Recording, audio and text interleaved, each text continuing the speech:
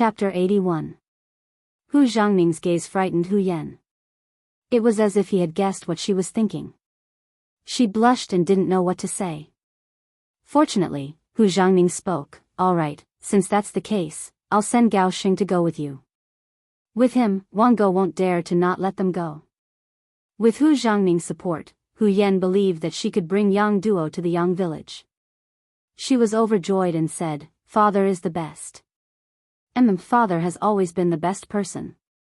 But remember, you must bring back toilet paper this time. Don't be so happy that you forget about the important matter." Hu Xiangming decided to remind his daughter.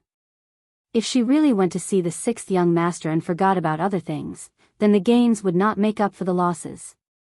"Yes, father, you can rest assured." Hu Yan patted her towering chest and promised. Then, she had a grin on her face. Hu Yan went to prepare and said goodbye to little Qing. It was a pity that she couldn't bring her to see the sixth young master for the first time. This made little Qing even sadder on the bed. In her heart, she even thought that the young miss was different. Hu Xiangming called Gao Xing over and told him to cooperate with the young Mississippi. Then he thought to himself, a grown girl can't be kept at home. Yang village. In the courtyard, 50 boys and girls were undergoing intensive training. According to Yang Qindong's requirements, they were all between 14 and 18 years old and all of them had good figures.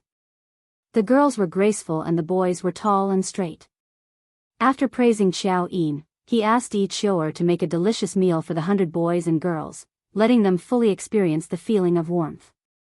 Then he took out the clothes that he had already prepared. When everyone changed into the new clothes, it was as if they had become different people. They were full of spirit and beauty. "Not bad, you all have good external conditions, but this is not enough." "But that's not enough. If you can't pass the next training, you'll still be eliminated. Do you understand?" Yang Qindong stood in front of 100 people like a general who was called out on the battlefield. His voice was like a flood. "Understood," the young boys and girls replied nervously. Here, they had new clothes to wear, and they could eat meat for every meal. Moreover, the dishes were very delicious. Every month, they would receive 2 taels of silver. This new life filled them with hope. After experiencing this wonderful feeling, they would not be willing to leave even if they were asked to. How could they not perform well? Yang Qindong's voice echoed throughout the backyard. "Stand up straight, look straight ahead, and bend the corners of your mouth to a 45-degree angle. Keep smiling.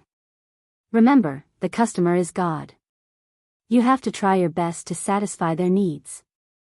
Their satisfaction is my satisfaction. Do you understand?" "Understood." The 100 people replied in unison. "Young master," Tiger's mane suddenly appeared and half-knelt in front of Yang Qindong. "Seventh young mistress is here." "Seventh sister?" Yang Qindong's face showed a gentle expression. It was completely different from when he was lecturing the 100 people. "Seventh sister is not an outsider. Invite her here. She might be in a better mood if she sees the children." "Yes." "Young master, Miss Xiang has been waiting outside the manor for 4 hours. What do you think?" Tiger's mane did not leave immediately. Instead, he lowered his head and continued to report. "Tell her that I have something to do today. I'll see her another day." Yang Qindong waved his hand. Since Miss Xiang was late to find out, she had to pay the price. After understanding Yang Qindong's intention, Tiger's mane stood up and left. Outside the manor, Yang Duo sat in the carriage with a gloomy face. She had a snow-white oval face and a pair of black eyes under her slender eyebrows. However, there was no light in her eyes. Instead, there was a hint of sadness. Once upon a time, Yang Duo was the apple of the Yang family's eye. Because she was the youngest daughter, she was doted on by her parents. When Yang Rong was studying in the study, he was willing to hold this youngest daughter in his arms. That was also the best time of Yang Duo's life. She never had anything to worry about. She could eat delicious food and wear the most beautiful clothes every day. However, everything changed with her father's death. After Yang Rong's death, Yang Duo only felt that the mountain she relied on collapsed. The world in her eyes also lost its former glory. It was as if the entire family changed at that moment. Her brothers and sisters were busy with their own things. Even her only mother had no time to care about other things because of her poor health. It was as if she was forced to grow up overnight. Yang Duo was no longer the little girl who was willing to joke. She became silent. Until she grew up and married Wang Go. Although this marriage did not seem to be blessed by the Yang family, in Yang Duo's eyes, Wang Go was a man who relied on his own struggles to grow up. He should be better than her brothers and sisters who relied on their birth. He should know how to work hard and know how to cherish everything that was hard to come by. When they first got married, the days were barely passable. The relationship between husband and wife was harmonious, but as the influence of the Yang family weakened, her status in the Wang family also declined day by day. In addition, the things she knew were too few, so in the end, she was reduced to the point where the maids in the residence dared to give her a hard time and bully her. At this moment, Yang Duo missed her father's wide embrace.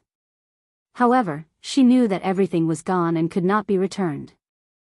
In the most bitter days, Yang Duo even thought of dying.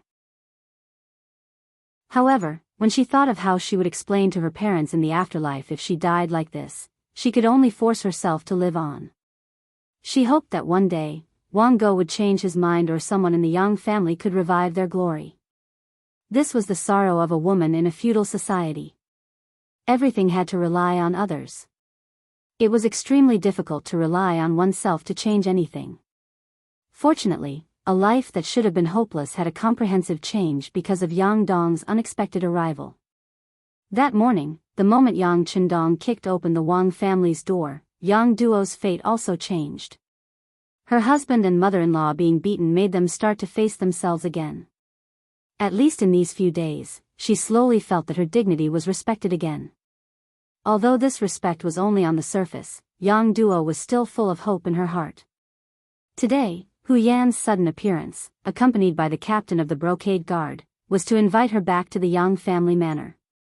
In this regard, Wang Go did not dare to have the slightest objection.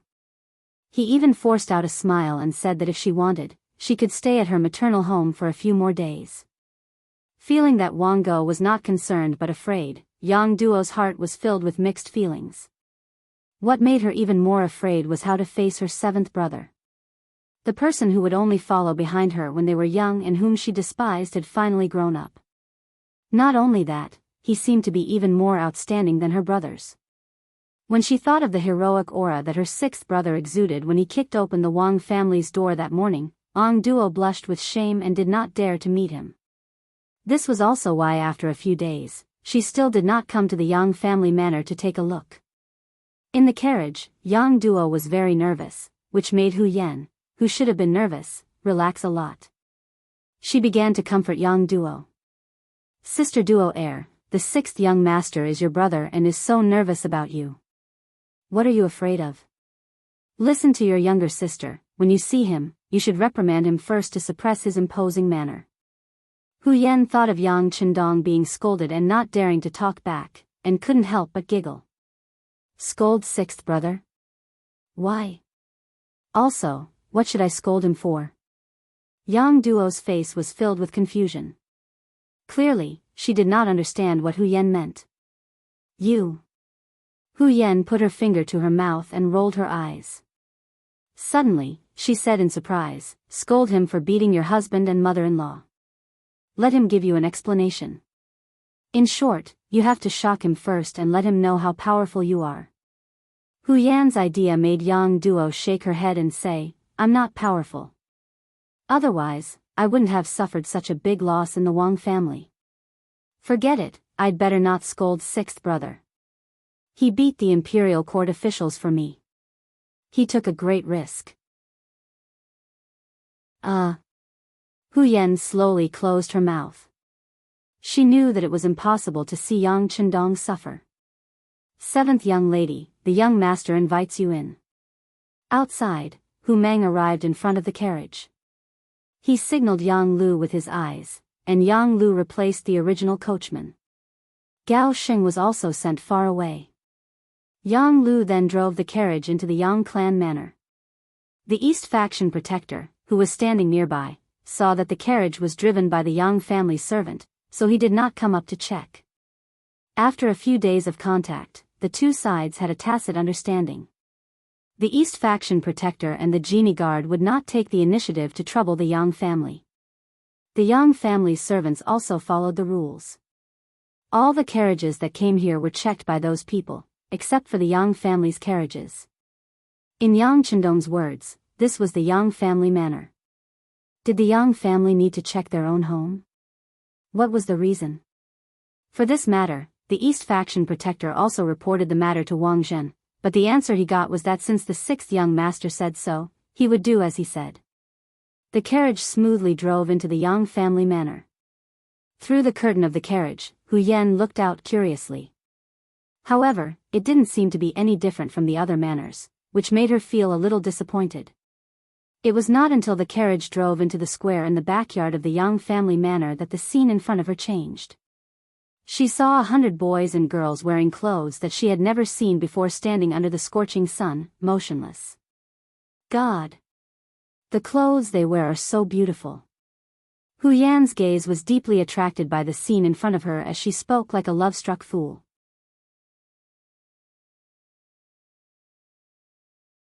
Chapter 82. Yang Duo, on the other hand, was extremely nervous. She didn't know what to say when she saw Yang Chendong. She thought that her actions had already lost face for the Yang family. She wasn't mentally prepared yet. The carriage finally stopped, not far from Yang Chendong. From here, one could clearly see Yang Chendong, dressed in green, sitting under a parasol, leisurely drinking tea. From time to time, he would look at the scene. Whenever he found someone slacking while standing, he would shout from afar. Every time this happened, the person who was shouted would straighten their body, as if their entire appearance had changed in an instant. Stop! Yang Chendong's attention was drawn to the carriage when Yang Lu shouted for it to stop. Then he came over with a smile on his face. As he walked, he said, "Seventh sister, I missed you so much." As he spoke, Yang Chendong had already arrived in front of the carriage. Then, he reached out his hand and lifted the curtain of the carriage. Then, he smiled and reached out his hand to touch the person in the carriage. This was originally Yang Chendong's way of welcoming seventh sister. He hoped that a joke would make her relax. How could the meticulous sixth young master not know that seventh sister must have had a hard time in the Wang family all these years? She had probably developed a habit of being cautious. Welcoming her in such a joking way was to make her relax. But he never thought that his hand would reach out and grab the person. But why did this person look so unfamiliar?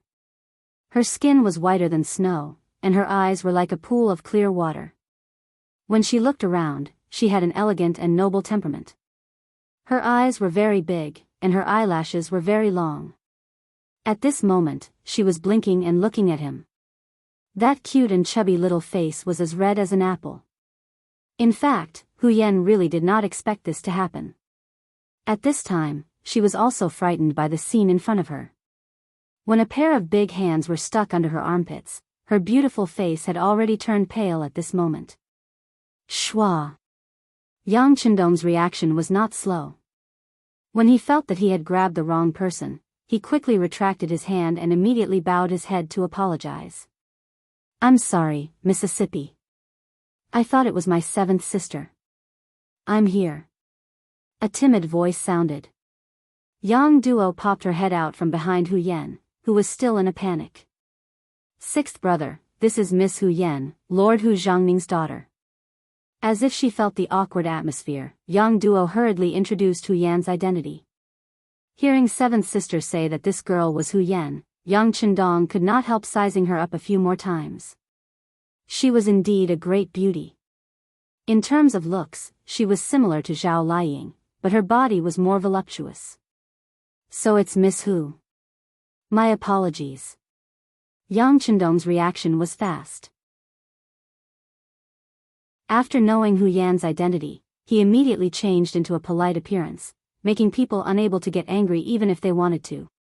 Yang Chendong took the initiative to apologize, which made Hu Yan a little embarrassed. She really didn't mean it. In addition, she had been educated since she was young. No matter what, she was still a daughter of a noble family. Of course, it was not good for her to blame the other party for such a thing. Hu Yan's face was red like the sunset. She softly said, "Hello, sixth young master." "Hello, hello." Yang Chendong quickly returned to normal. After answering with a smile, he reached out and helped Yang Duo, who had already squeezed forward, get off the carriage. As for Hu Yan, Yang Chendong did not want to offend her. He reached out and took the stool handed over by Yang Lu, allowing her to smoothly walk down by herself. Yang Duo did not pay attention to Hu Yan's change. She had been chirping like a lark in the car just now, but now she was as quiet as a thrush and didn't say a word. Most of her attention was on her sixth brother, Yang Chendong. With Yang Chendong holding her hand, she heard her sixth brother's voice. "Seventh sister, these people are the people I've trained to serve the immortal abode in the future. In other words, they are the waiters in the wine shop. Do you see the clothes those girls are wearing? I call them kipeos. They are the best clothes to show off a woman's perfect figure. The other big sisters in the family have all tried them on before. Why don't you find one and change into it, too? A beautiful set of clothes can change a person's mood at any time." Yang Chendong didn't ask Yang Duo what she meant. He reached out and called Xiao Yin over. "Yin, bring my seventh sister to change into a qipao." "Young master, what about that Miss Hu?" Xiao Yin looked at Hu Yan, who seemed to have been left out. "Oh. If Miss Hu is willing, she can also try on a qipao. There are many different types and colors prepared. Just treat it as my apology for my earlier rudeness." Yang Chendong chuckled and turned to look at Hu Yan. On the way, Hu Yan had been teaching Yang Duo to be more generous. She had even told her to teach Yang Chendong a lesson and show him who was boss. However, when she saw the real person, she immediately softened. Yang Duo acted as if she had returned home. She didn't even wait for Hu Yan to say whether she agreed or not before grabbing her. "Come, let's go take a look at those kipeos. Let's see if they are really as beautiful as they seem." Three women made a show. Xiao Yin, Yang Duo, and Hu Yan all walked towards the rear courtyard. Yang Chendong smiled as he watched the three leave. When they were no longer in sight, he turned around. Tiger's Mane and Yang Lu were already half kneeling on the ground. "Didn't you check the carriage before?" Clearly, Yang Chendong was reprimanding them for their earlier rudeness to Hu Yan. "It is this subordinate's dereliction of duty. I originally thought that since it was Miss Seven's carriage, there was no need to check it." Tiger's Mane lowered his head. He knew that he had really made a mistake this time. Fortunately, it was Miss Hu Yan who came. If it was an assassin, the sixth young master would have been in danger. The Yang clan was his own family. There was no need to check. This was Yang Chendong's previous order.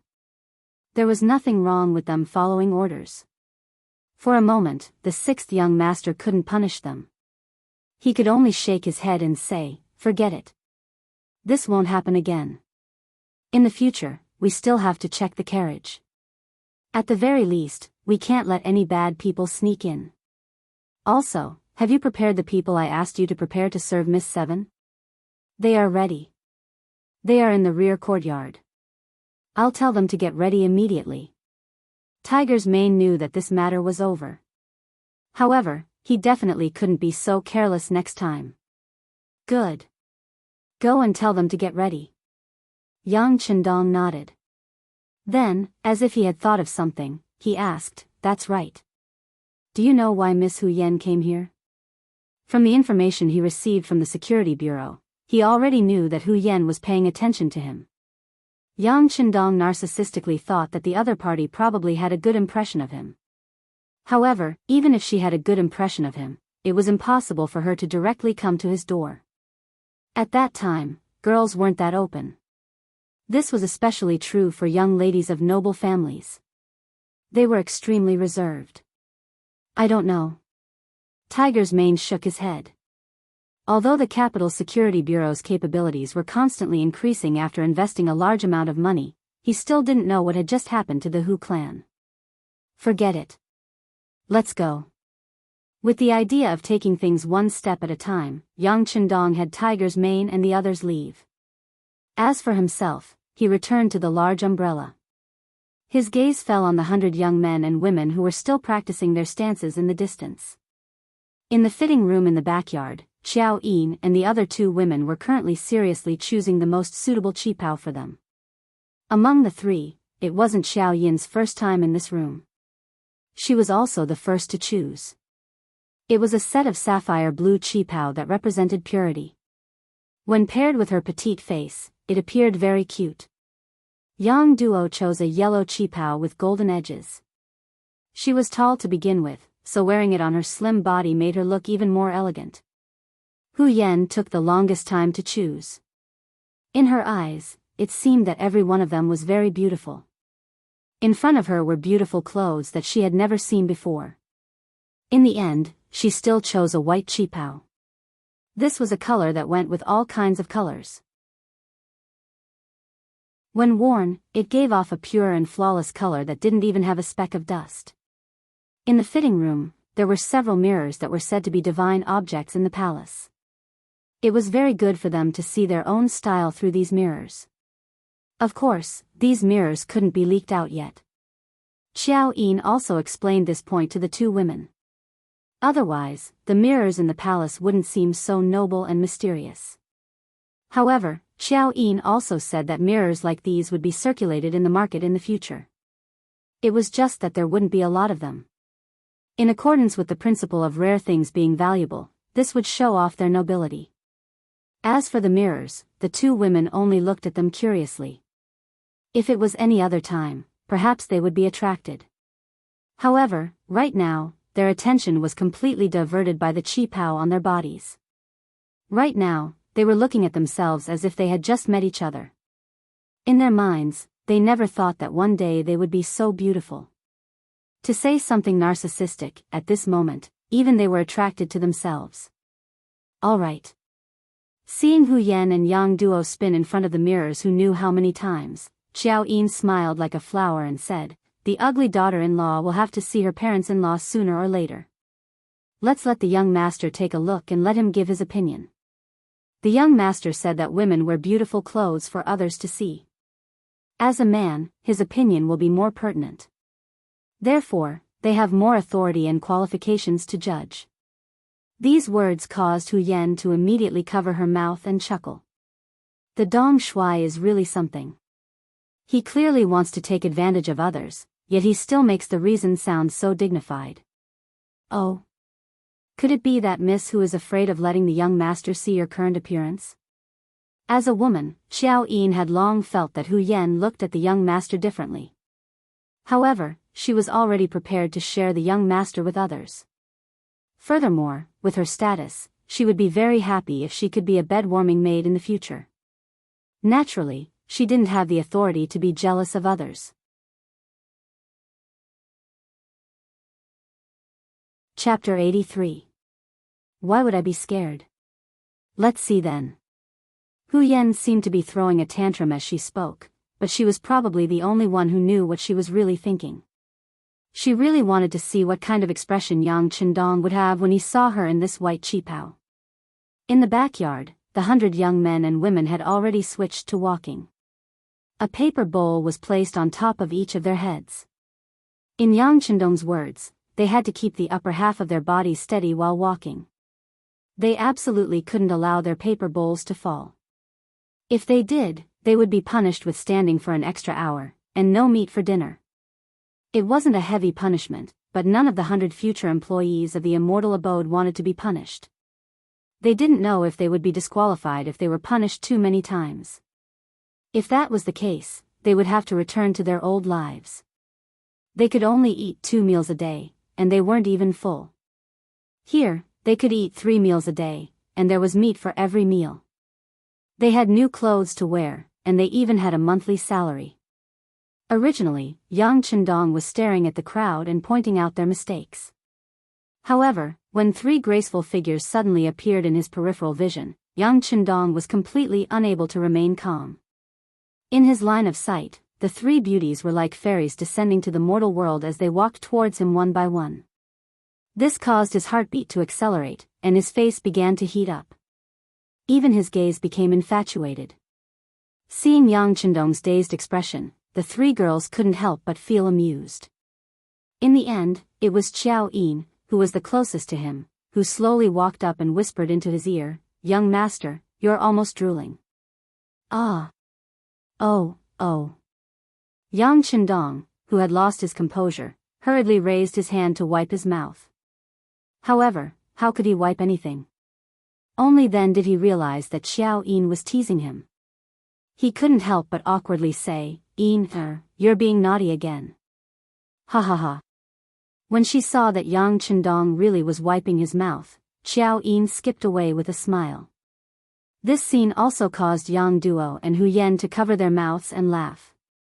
"Humph. You actually dare to laugh at this, young master?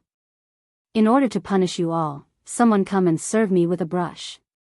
Yang Chendong saw that the three women were so beautiful, and each of them had an extraordinary temperament.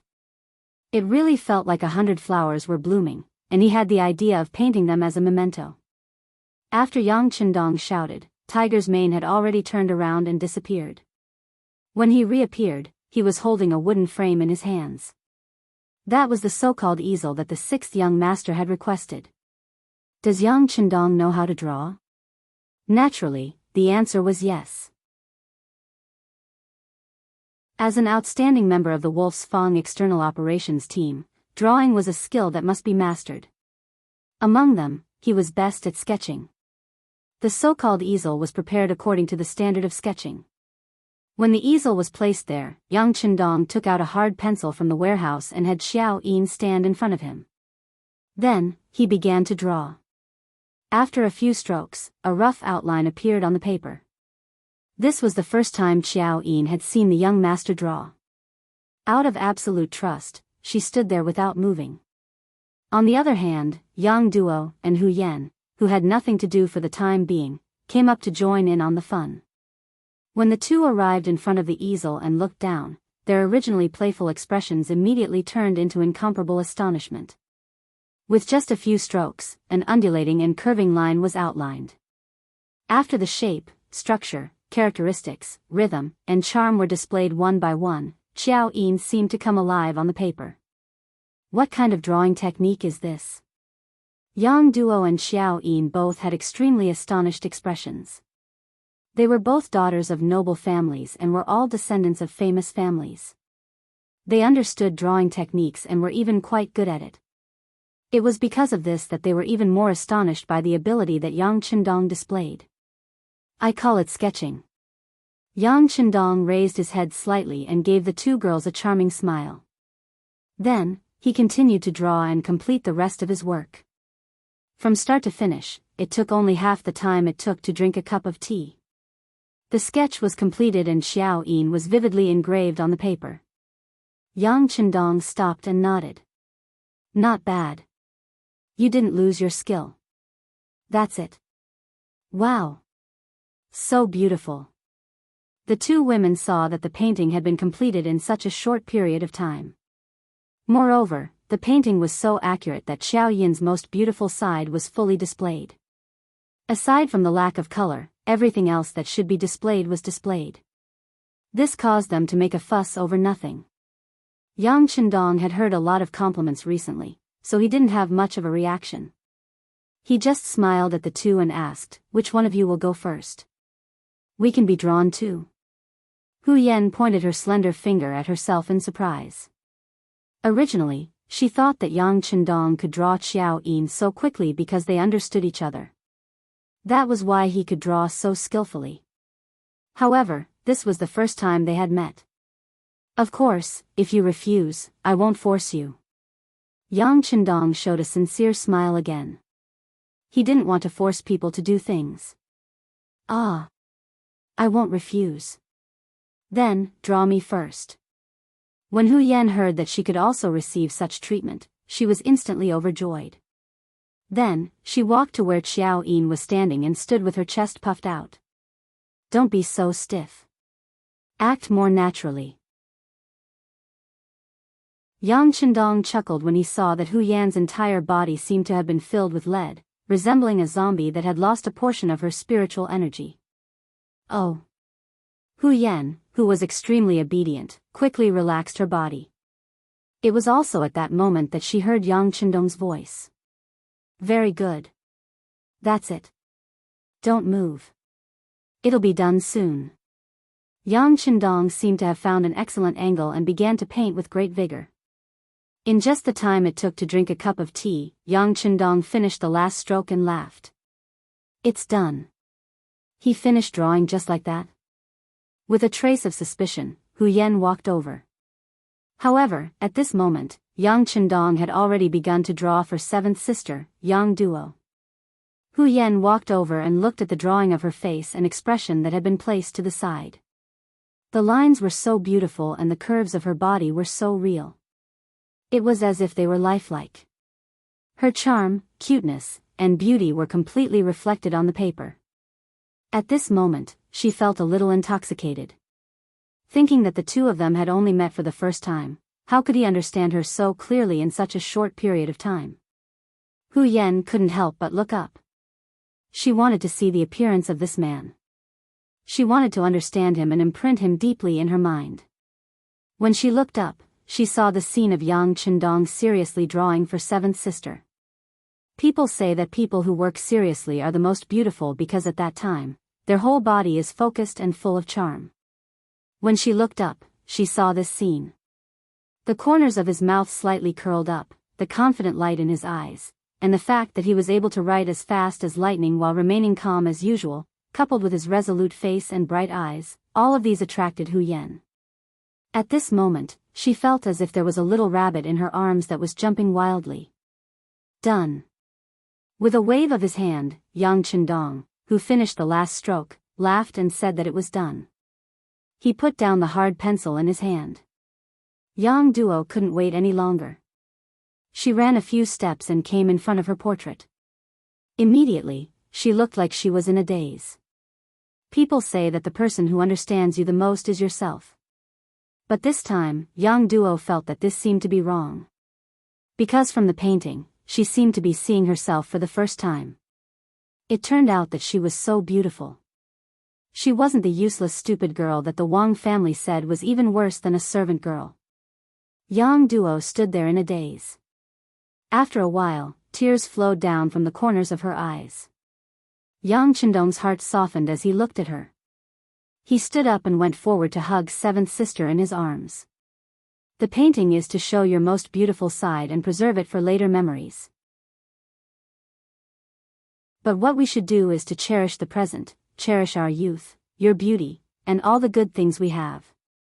Seventh sister, if life in the Wang family is not happy, then leave there. Believe in sixth brother, I will let Wang go divorce you. There won't be any bad memories left. It was the most basic common sense to persuade people to reconcile and not to divorce. But now, Yang Chendong was indeed persuading his seventh sister to leave her husband's family. In modern terms, it was divorce. But when Hu Yan and Xiao Yin heard this, they felt that the sixth young master was right. It wasn't abrupt at all, and it wasn't annoying at all. Seventh sister in his arms was clearly moved, but in the end, she clenched her teeth and shook her head. Sixth brother, I still want to try. Can you give me a bit more time? Yes, seventh sister will make the decision. Sixth brother just wants to tell you that no matter when, no matter what decision you make, sixth brother will support you unconditionally. Because in sixth brother's eyes, seventh sister will always be the best and most beautiful girl. As for the others, they can think whatever they want and see whatever they want. Even if Butcher Zhang dies, I won't eat that pig with hair. The originally very warm scene was indeed because of Yang Chendong's last proverb that broke the mood. For a moment, the three women all laughed out loud, and the atmosphere at the scene also became a lot more harmonious because of this sentence. The three girls each held the painting with their own picture in their hands. They loved it so much that if anyone wanted to snatch it from them, there would be a fierce struggle. Next, with the company of the three goddess-like women, Yang Qindong felt that life was extremely comfortable. Even time seemed to pass very quickly. What's wrong? It was already time for lunch. He brought the three girls, who had changed back to their original clothes, to the front of the crop field. The four of them personally plucked several stalks of potatoes, about 40 to 50 caddies. It was the first time the three girls had done something like this. Naturally, they were very happy and couldn't stop smiling. On the other hand, the East faction guards who were in charge of watching over them were very distressed.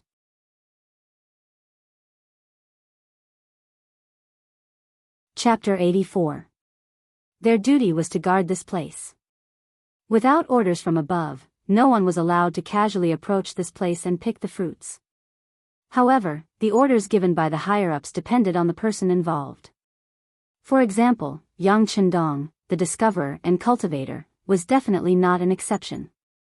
The fields here all belonged to the Yang family, so of course he could do whatever he wanted.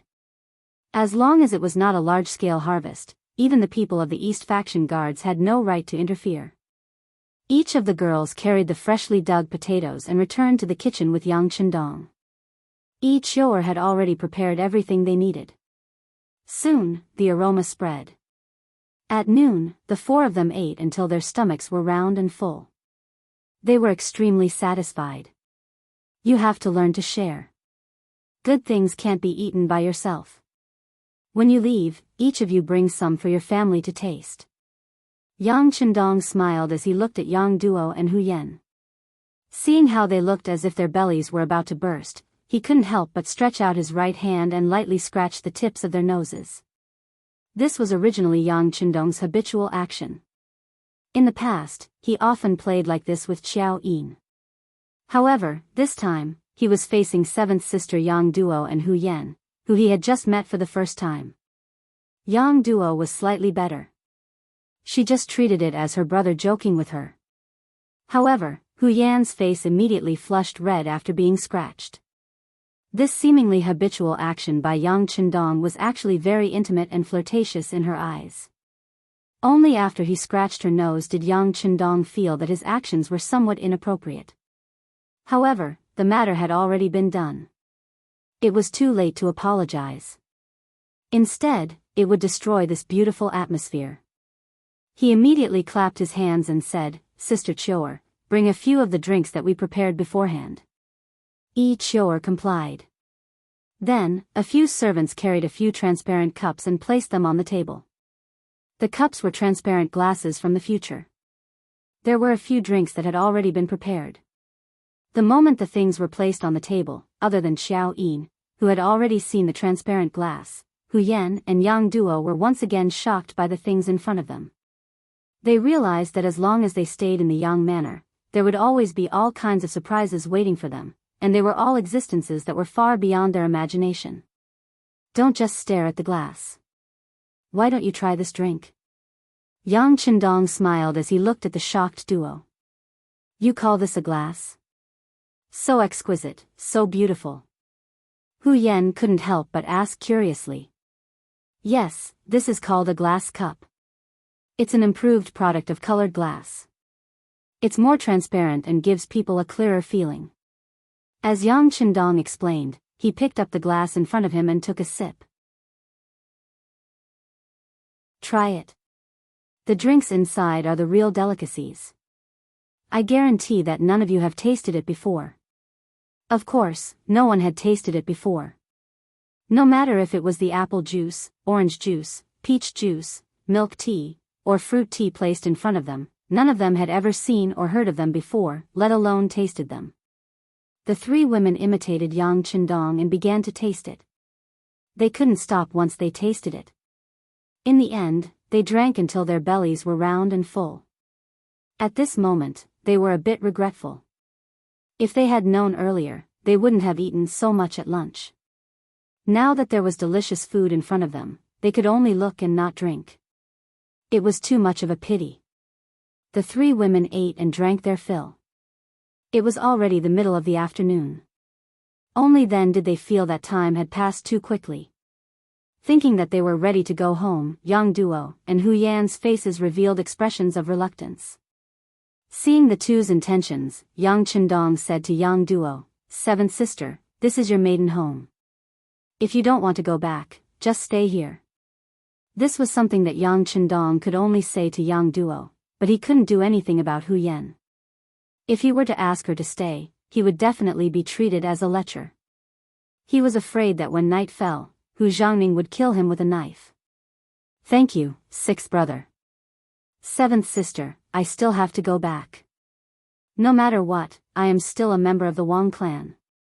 Yang Duo shook her head and rejected Yang Qindong's good intentions. However, from her words, it could be heard that she was somewhat moved by the sixth young master's suggestion. That's right. Instead of wasting her youth and beauty on Wang Go who didn't know how to cherish himself, why not learn to be herself? Were other people's opinions really that important? Knowing that seventh sister wanted to be strong, before she made a decision, she had to do her own part. Yang Qindong couldn't persuade her anymore. However, he was not completely unprepared. He clapped his hands 3 times in the air, and then 10 young girls dressed like maids came in from outside. Looking at the 10 girls walking over, Yang Duo and Hu Yan were stunned. Even Xiao Yin, who didn't understand, looked at Yang Qindong with a puzzled expression. She didn't understand what the young master wanted to do. "The 10 of you, listen up. In the future, my 7th sister, Yang Duo, will be your master. You have to serve her with all your heart. Every month, this young master will give you 2 taels of silver as a monthly allowance. During festivals, your family will also receive some rice, noodles, and meat. In short, you will not be treated unfairly. However, if I hear that 7th sister has suffered any grievances in the Wang family in the future, then each and every one of you will be punished. Do you understand?" After the 10 people stood in place, Yang Qindong's cold voice suddenly rang out. Yang Qindong, who was like a completely different person from before, unconsciously emitted the aura of a superior person, causing Hu Yan, who was watching from the side, to be a little dazed. How could this person change so quickly? Just now, he was like the sun hanging high in the sky, which could melt people. At this moment, he was like the cold wind of winter, making people feel a chill go straight to the bottom of their hearts. "We understand." The 10 girls all bowed and replied in unison. Only then did the chill on Yang Qindong's body disappear. He then looked at the stunned Yang Duo and said, "Seventh sister, this is what 6th brother prepared for you. They will be by your side in the future. If you need anything, just call them. 6th brother will settle all the expenses with them. Don't worry." With Yang Qindong's current financial resources, how many people couldn't be supported by him? It was just giving 7th sister 10 maids, it wasn't worth mentioning. As for Yang Duo, when she saw the 10 maids, she couldn't help but cry. When she married into the Wang family, there was a maid by her side. Unfortunately, after a serious illness, the maid couldn't survive and died. Only she was left alone. When she was bullied, she could only silently endure it in her heart. Ever since 6th brother appeared, everything had changed. The Wang family no longer dared to scold and beat her like before. Not only that, there were now 10 more maids. This was equivalent to raising her status all of a sudden. As such, she no longer had to worry about others giving her a hard time. This time, she truly felt the warmth of a family. 6th brother, thank you." She stretched out her hand and tightly patted Yang Qindong's big hand. "Huh, 7th sister, you are my biological sister. Doing anything for you is what I should do. Oh right, when you leave in the future, bring some things back. With these 10 maids, 1,000 taels a month won't be enough. I'll give you double. 2,000 taels shouldn't be a problem. When the time comes, don't have the money to reward them. That would be too embarrassing. Also, prepare some food and clothes. If you are in a bad mood, don't eat with the Yang family and just cook for yourself. But there is one thing, you must not tell the other sisters. Otherwise, they will say that sixth brother favors one and discriminates against the other. When he said the last sentence, Yang Chendong had a bitter expression, as if he had suffered a great grievance. Yang Duo, who was originally very touched, was about to cry again. However, when she heard that she couldn't tell the other older sisters, she immediately pursed her lips and smiled. At that moment, she really looked back and smiled charmingly, making the 6 palaces pale in comparison. However, after laughing, Yang Duo still shook her head. You'll be paying for these maids' expenses. 7th sister, why would I need so much money? 1,000 taels a month is more than enough to spend.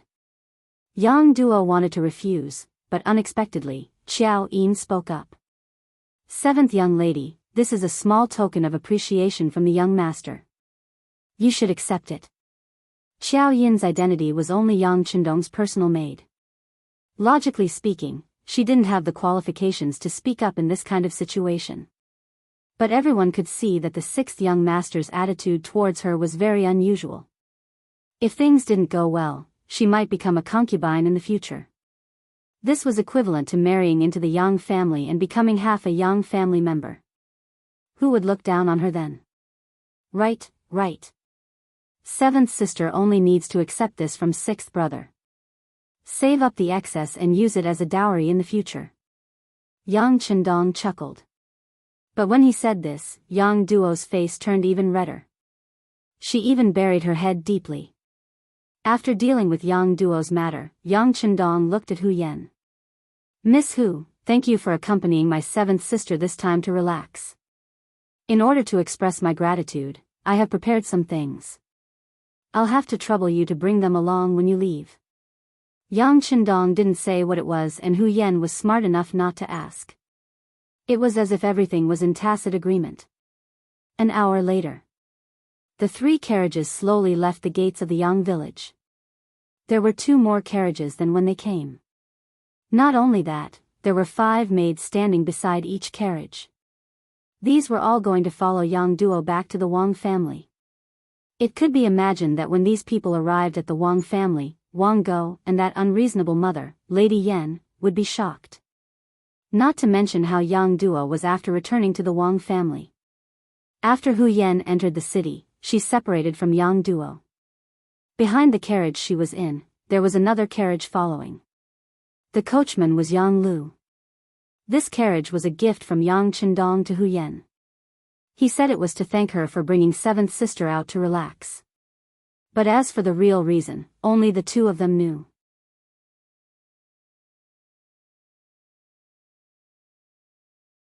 Chapter 85. Hu Yan, who was sitting in the carriage, had a look of joy on her face. She even thought shyly that this wouldn't be the engagement gift from Dong Shui, right?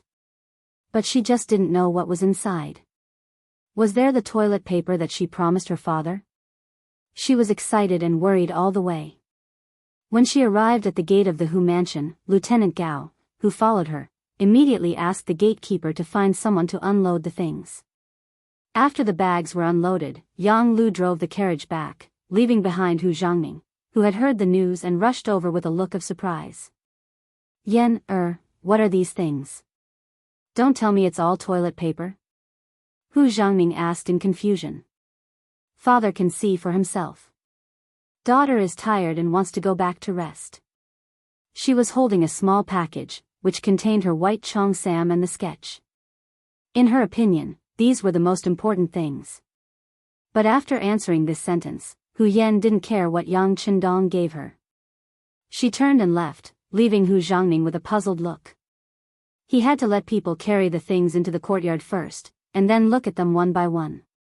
Needless to say, there must be toilet paper in the gift, and there was a lot of it. In the morning, the housekeeper of the Hu mansion and the housekeepers of the other ministers went to Yang village to ask for toilet paper, but to no avail. Then Hu Yan appeared. Presumably, they were more or less related, so this thing naturally couldn't be left out. Not only that, but there were also other good things sent, such as toothpaste, toothbrush, soap, cosmetics, and so on. There were also food, such as freshly dug potatoes and boxes of canned fish. There were all kinds of flavors in the canned fish. With the geographical location of Qiqian City, fishing was not a problem at all. As long as this thing was sealed well and the taste was unique, there would naturally be no problems. The things were opened one by one, and Hu Zhangning sighed. This Yang Shima was really generous. Of course, what made him the happiest was that these were all obtained by Hu Yan. Did that mean that this kid also took a fancy to his daughter? Whether it was a match in terms of social status or talent, it seemed that the marriage between the two families was more suitable. 100 Flowers Hall. Yesterday, after the two songs were played, the reputation of this place went up a notch. Tonight, there were even more people coming, which made the head procuress, Mu Lily, smile all night long. It was a pity that there were too few tables in 100 Flowers Hall, and the place was not big enough. Otherwise, she would be able to earn more money. Just like before, the moment the two songs were played, everyone on the stage cheered. At the same time, voices urging them to stay rose and fell, as if they wanted to flip the roof of 100 Flowers Hall over. However, Madame Xue paid no attention to this and continued to walk down the platform. There were a total of 2 new songs. If she sang them over and over again, she was afraid that sooner or later, she would get tired of listening to them. This was not what she wanted. Madame Xue walked down the platform. Many people in the crowd disagreed with her. They all shouted to express their dissatisfaction. However, among the crowd, there was a man dressed in a brocade robe. He had a pointy mouth and cheeks that resembled a monkey's cheeks. Instead, he used all of his strength to raise his hands and flip the table in front of him to the ground. Following that, he shouted, "This general didn't allow you to leave? You can try to leave." The big movement of the table being flipped naturally attracted countless people's attention. For a moment, the hall became quiet. Even Madame Xue, who was about to leave, could not help but stop and look back. It was precisely this glance that caused him to be filled with terror. She knew that man. It was Xisheng, the Jianghu of the embroidered uniform guard. When it came to Xisheng, not many people knew of him. However, when it came to his elder brother, very few people didn't know of him. He was the eunuch Shi Ning, the eunuch who betrayed the great Ming dynasty and was executed by 1,000 cuts. However, the change of the Tumu castle had not happened yet. Naturally, Shi Ning was still in power and was even favored by the emperor. He also had a good relationship with Wang Zhen, the chief steward of the ceremony directorate. With such a powerful elder brother, Xisheng naturally did things without scruples. In addition, he was a Jianghu of the embroidered uniform guard, which made him even more domineering. Just last year, he bullied Zhang Fu, the Duke of Ying, who had been a senior official for several dynasties and made outstanding contributions to the army. Zhang Fu did not dare to say anything and had a lot of land taken away from him. Today, he was here and flipped the table. How could the others not be shocked when they saw him? Especially Zhang De, the second son of Zhang Fu, who was in the crowd. Although his eyes were full of hatred, he did not have the courage to intervene in this matter. Even Duke Ying's son did not dare to intervene. Seeing this, the others could only endure and did not dare to say a word. Xisheng seemed to be very satisfied with the way people looked at him. He laughed and pointed at Madame Xue, saying, "I haven't heard enough. Sing one more time." As an entertainer, Madame Xue had seen many things like this. However, she still felt nervous. She felt that Xisheng did not come just to listen to the song. He probably had other purposes. Since he was not as powerful, he had to obey. Seeing Xisheng's domineering and arrogant attitude, Madame Xue knew that she could not avoid it today. She had to force a smile and bow to him. Then she turned to the stage. The procuress, Mu Lily, immediately arranged for someone to prepare a new table and send it to Xisheng. Xisheng then crossed his legs and raised his head, looking insufferably arrogant as he continued to listen to Madame Xue's song. "Your Excellency, Madame Xue's skin is really good. If I can hug her for one night, my life will not be in vain." The subordinate beside him flattered and looked at Madame Xue on the stage, drooling. "It's not difficult. I have to be on duty tonight. Forget it." Tomorrow is my day off. I'll come here to have fun for one night. By the way, check the person behind Baihua Hall. Tell him that I like this place and want to buy it. Xixing said indifferently. Even Du King had been bullied by him. She was just an insignificant entertainer. How could she jump to the top? Yes, Your Excellency. I'll do it right away. The servant answered and turned to leave. A pimp who was serving tea to a guest at a nearby table had his ears pricked up. When he heard these words, he immediately revealed a look of fear. However, he quickly pretended to be calm. After thinking for a while, he went backstage. There was a limit to what a pimp could do. The benefits he could get from the kind of place he worked for were proportional. Baihua Hall's business was very good now, and they usually received a lot of rewards. However, if Madame Shui was replaced, they would get less money if something happened to her. They might not even be able to continue their business. For his own sake, he had to tell the procuress, Mu Lily, about this. Backstage, Mu Lily was looking at the stage with a worried expression. She was worried that something would happen later. As the big sister of the 100 Flowers Hall's procuress, she naturally knew what kind of person Xixing was and what kind of morals he had. Miss Mu. The pimp came to Mu Lily's side and whispered in her ear what he had just heard. Then, Mu Lily's expression turned into one of shock. Her originally pretty face turned pale at this moment. What should we do? Under Xixing's threat, Madame Shui had to sing the 2 songs again. Fortunately, there were no more heckling.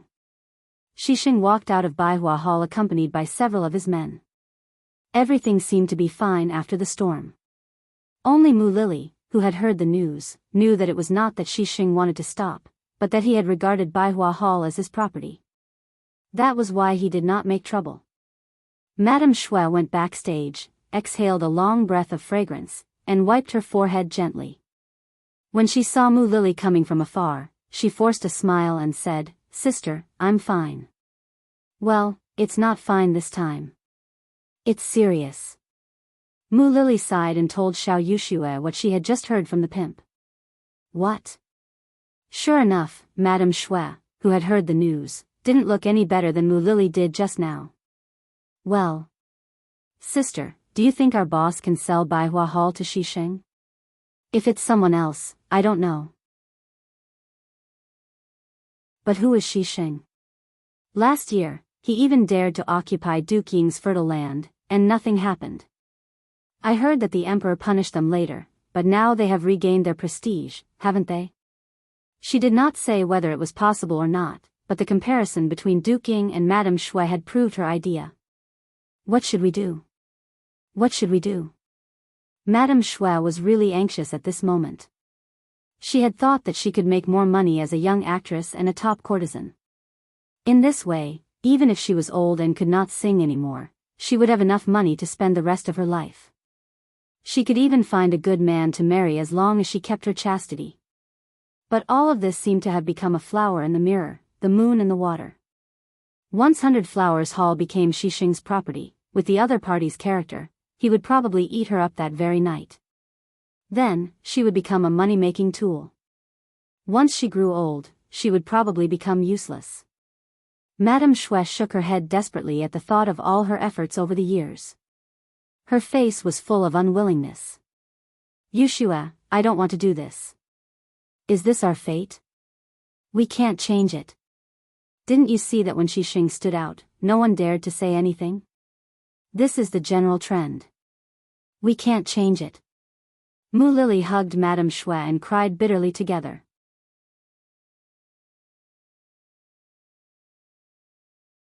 Chapter 86. No. There must be a way. There must be a way. Lady Snow shook her head, unwilling to accept such a fate. She had just learned 2 new songs from Dong Shui, and the whole capital knew about her. Seeing that everything was going well, she was unwilling to let her dream end before it even began. Yes, Dong Shui. For some reason, Yang Chendong's handsome and confident face flashed through Lady Snow's mind. The capital in the 9th month was not as hot as it was during the day at night, and when the cold wind blew, one would feel a chill. Outside the Yang village, Yang Chendong had washed up and was about to go to bed. At this time, Tiger's Mane's voice came from outside. "Young master, Lady Snow wants to see you." "What is she doing here so late at night?" Hearing that Lady Snow was here, he looked at the time. The curfew should have started in the capital. It would be very difficult for Lady Snow to return to 100 Flowers Hall at this time. While Yang Chendong was still thinking about what could make a girl come to him so late at night, Tiger's Mane's voice sounded again. "Young master, do you need me to wake Xiao Yin up and ask her to come?" "No need." Yang Chendong waved his hand. He had arranged for Xiao Yin to go to bed first. In his own words, women were made of water. If they wanted good skin, they needed good sleep. It was precisely this sentence that caused this habit to become a natural one. Unless there was something special, Xiao Yin would go to bed early. Right now, Xiao Yin was probably already asleep. Without knowing what the other party wanted, it wouldn't be appropriate to rashly wake Xiao Yin up. Forget it. Bring her to the study. Yang Chendong thought for a while, put on his coat, and then strolled toward the study. When Tiger's Mane took Lady Snow to the study, Yang Chendong was writing something with his head down. If someone was there, they would know that he was writing a classic play, The Legend of the White Snake, which was later made into a TV series and remade several times. It was also called The New Legend of the White Snake. Madame Snow was brought in. She was wrapped in a long robe, but she was wearing a pair of embroidered shoes that were convenient for walking on the platform. It could be seen that she had come out in a hurry. "Is something the matter?" She slowly raised her head and looked at Madame Shui from head to toe. She sighed that no matter what she dressed up, she could always attract men's attention. Madame Shui, who had been afraid and anxious, calmed down a lot after Yang Chendong looked at her. She didn't know why. But when she thought of the problems that 100 Flowers Hall might face, she knelt on the ground with a plop. "Dong Shui, save me. Please save Lady Shui." If there's anything, get up and talk." Yang Chendong put down the writing brush in his hand and looked at Madame Snow. "What's the matter? Tell me in detail." Madame Snow lowered her head and cried. She was really pitiful. While crying softly, she told him what had happened in 100 Flowers Hall in the evening. She also told him what the pimp had overheard and what Mu Lily had said to her. Xisheng. When Yang Chendong heard the name, he felt it was familiar. But he had only been in the capital for a few days. How could he know everyone? In particular, Xisheng was just a Qianhu of the Brocade Guard, a nobody in his eyes. Seeing Yang Chendong's confusion, Tiger's Mane, who was standing next to him, quickly took out a book. After searching for a while, he found Xisheng's name. He handed the book to Yang Chendong. "Young master, please take a look." He took the book and saw Xisheng's name. The investigation of the Security Bureau was written on it. Humph. What the hell? When Yang Chendong saw that Xisheng had a brother named Xi Ning, he remembered this person. Xi Ning was a famous traitor in history. Because of him, the capital was almost captured. Seriously speaking, if Yu Qian hadn't stood up for him, the whole capital would have fallen because of him. At that time, the history of the Great Ming Dynasty would have been rewritten. When Yang Chendong got angry, Tiger's Mane naturally emitted a murderous aura. "Young master, do you need me to go to the city now to find this person?" And then, Madame Snow knelt in front of him. Obviously, she couldn't see Tiger's Mane's beheading gesture. But Yang Chendong saw it clearly. "No, it's not necessary. At this time, you still have to go to the city. However, I'm afraid that you'll still have to make a trip into the city. Do you know who the current owner of 100 Flowers Hall is?" "Young master, it's Fan Ling. He was the vice director of the Ministry of War, a secondary class level 5 official. His father used to be the minister of Honglu Temple." As expected of the director of the Security Bureau, Tiger Shine, who had slowly gotten into his role, quickly reported the other party's identity. Of course, all this had a close relationship with 100 Flowers Hall that Yang Chendong had paid attention to. Find him and buy Madame Snow's slave contract. Yang Qindong made a decision after a short hesitation. It was not the right time to have a direct conflict with a villain like Xisheng. At least, he couldn't look for trouble. There was only one way to solve the problem, which was to buy Madame Snow. In this way, even if Xisheng got 100 Flowers Hall, he would only get an empty shell. Yes. Tiger's Mane immediately understood the meaning of the sixth young master. He answered and turned to leave. Wait. Madame Snow suddenly said. She came to Yang Qindong for help, but it was just an impulsive act. She didn't have any hope. Dong Shuai was powerful, but he was only talented. Compared to power, he was much weaker. She didn't think that the sixth young master could do anything to Xisheng, who even Duke Ying, a hero of the great Ming dynasty, couldn't afford to offend. However, she never thought that Yang Qindong would agree to her request so easily. Moreover, he even wanted to buy her slave contract directly. Amidst his excitement, he thought of his elder sister, Mu Lily. If he left and his elder sister did not, he could imagine how Xisheng would treat him. It would be a fate worse than death. There was also her maid Xiao Wei. She had been using her for so many years, so she couldn't give her up. At this time, Madame Snow didn't realize that she came to ask for help. She didn't have such awareness. She just thought about how to take her family members to her side, so she shouted, "Wait. Is there anything else?" Yang Qindong looked at Madame Snow with a puzzled expression. Did she still want to stay in 100 Flowers Hall? If so, it would be more difficult to help her. Yes, please understand, Dong Shuai. This servant still has my elder sister Mu Lily and the maid Xiao Wei, in 100 Flowers Hall. If this servant leaves alone, Yang Qindong understood that this was a loyal and affectionate Madame Snow. He liked this kind of person. He immediately said to Tiger's Mane, who was still standing there, "Did you hear that? There are 3 people in total. Buy their slave contracts. Don't be afraid to spend money. Go." Yes. Tiger's Mane answered and turned to leave.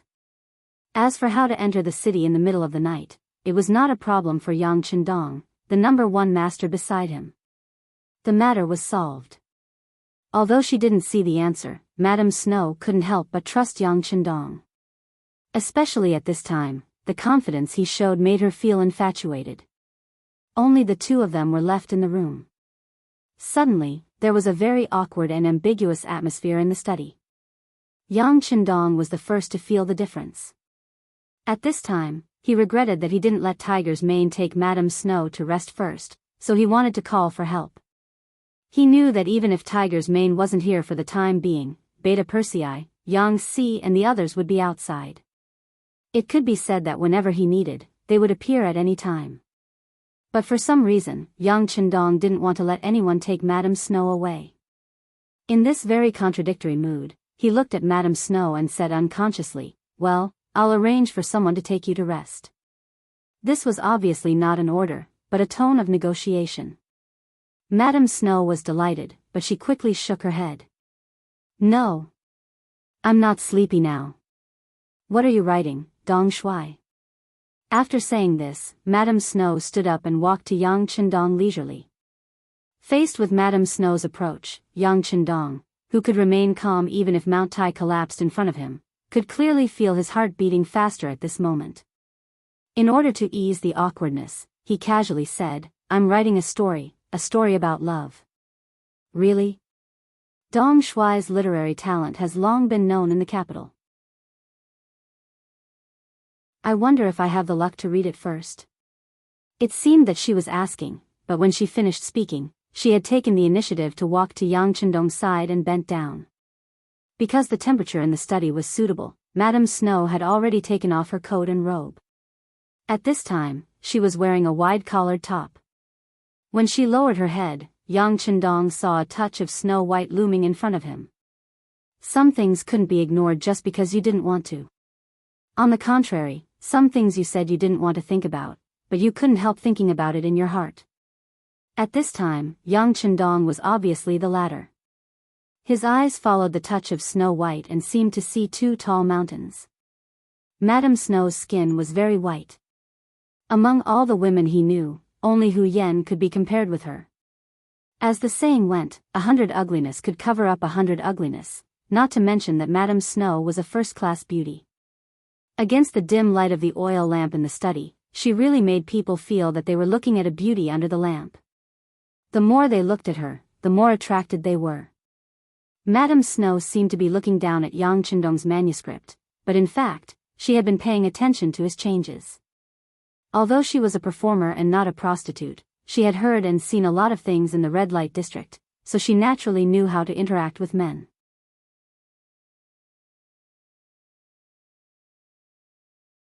Chapter 87. At this moment, Madame Shui felt that the man beside her began to breathe heavily. His unique breath made Madame Shui's heart beat rapidly.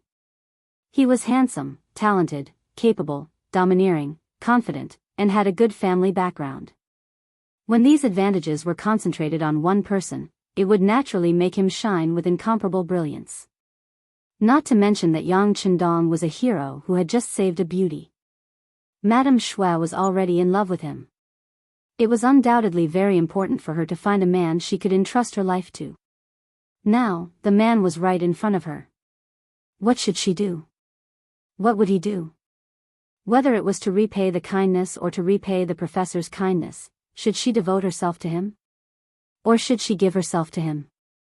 Both of them had pure bodies. In this kind of atmosphere, neither of them took the initiative to speak. Neither of them had the intention to break the ice.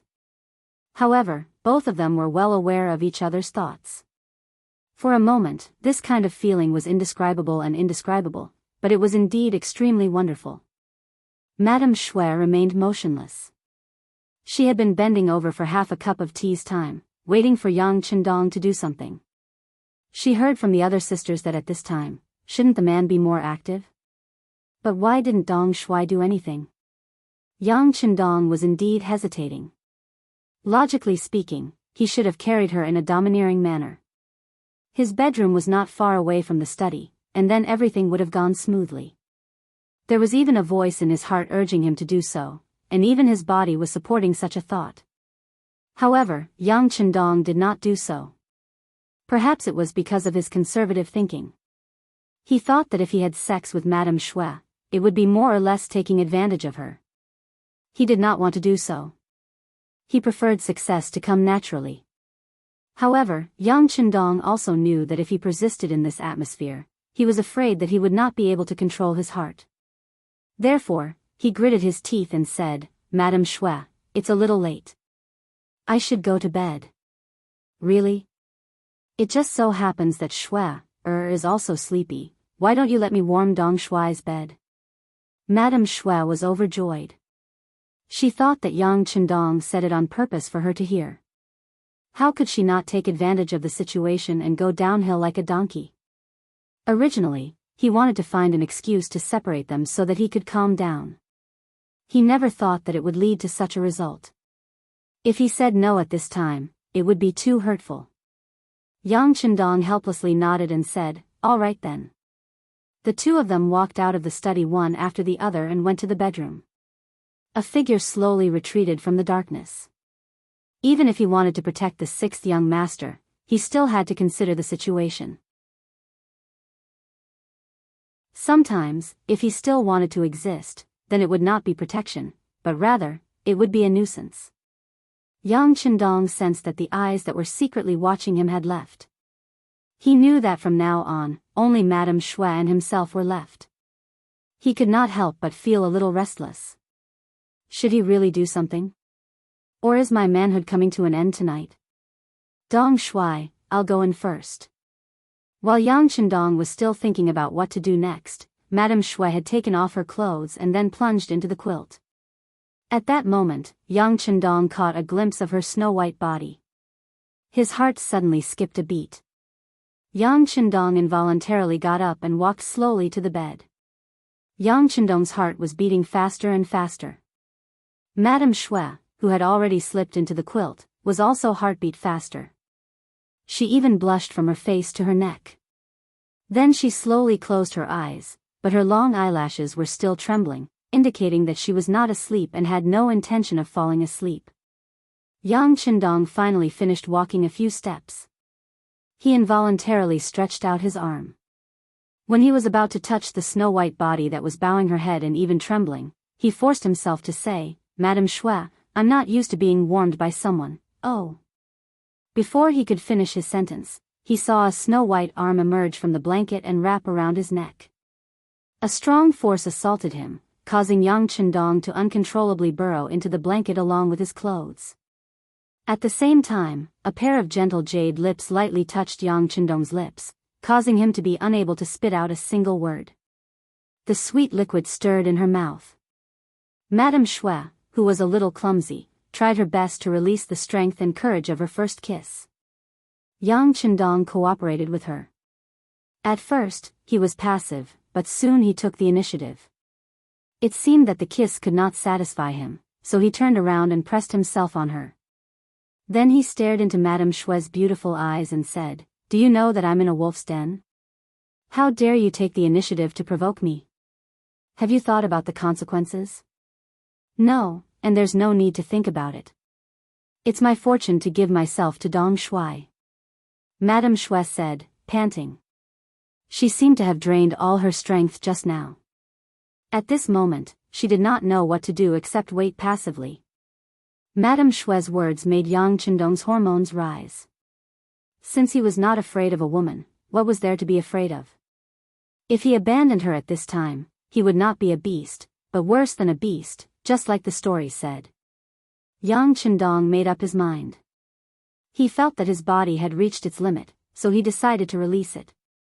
He slowly lowered his head and moved closer and closer to Madame Snow. When Yang Qindong thought that it was a matter of course, he suddenly noticed a drop of tear from the corner of Madame Shui's eye. It was this tear that cooled down Yang Qindong's burning body in an instant. What was he doing? Madame Shui came to him because she was bullied, but he wanted to sleep with her. In this way, what was the difference between him and Shi Sheng, who wanted to bully her? Even if they were congenial, it couldn't be now. Otherwise, there would inevitably be a knot in his heart, which might accompany him for the rest of his life. "Well, we're both tired today. You can rest here. I'll go to another room." Finally, Yang Qindong resisted the impulse and said such a manly sentence, at least he thought so. Then he got up and was about to leave. But the same arm stretched out across the air. "Dong Shui, forgive me, okay? I really haven't thought it through. I'm still worried about Sister Mu and Wei, I understand. Go to sleep. When you wake up tomorrow, you can pretend that nothing happened." Yang Qindong sighed. Madame Shui had something on her mind. Fortunately, he didn't sleep with her at this time. Otherwise, he was afraid that he would feel guilty for the rest of his life. No. Seeing that Yang Qindong was about to leave, Madame Shui was unwilling to let him go. She was just not ready, and she was worried about Mu Lily and Wei, That was why she couldn't devote herself to him. But in the end, she really didn't hate Yang Qindong. She even liked him. It was just that today was not the right time. But she couldn't give her all, and she couldn't let the sixth young master leave. Otherwise, who knew whether this man would be angry or not? If so, she was afraid that she couldn't find a way to make up for it. "I'm scared. I'm willing to ask Dong Shui to stay with me. Can you hold me and sleep until dawn?" He could only hold her but couldn't do anything. If it were other men, they wouldn't agree. "Weren't you testing me?" But Yang Qindong unexpectedly agreed. Maybe he really had a good impression of Madame Shui, or maybe he also wanted to feel what it was like to sleep with a beauty in his arms. Of course, there was another possibility. The sixth young master was really sleepy, don't scold the prodigal. No matter what the reason was, Yang Qindong fell asleep with Madame Shui, who was only wearing a dudu. During this time, their heads were very close, but in the end, they really didn't do anything. They even had sweet and quiet smiles on their faces.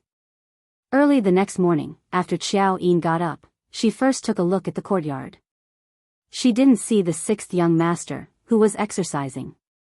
She couldn't help but be very curious, so she went to the bedroom.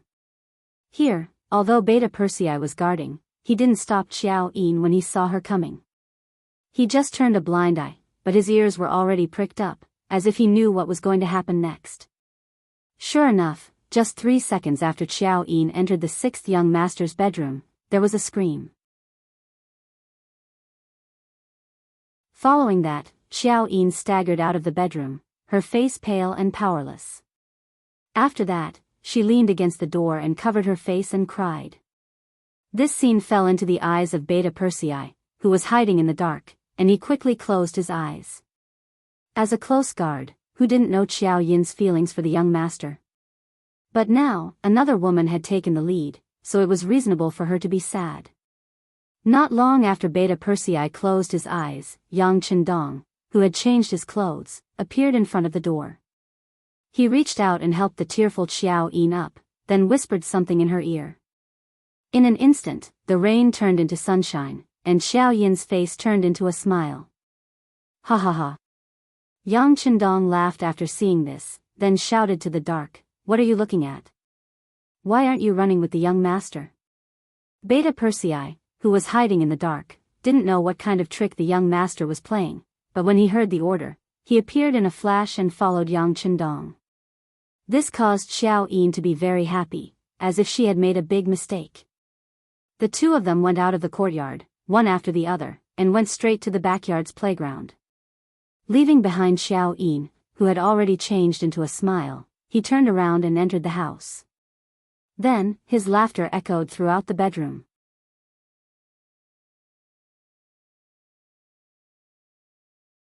Chapter 88.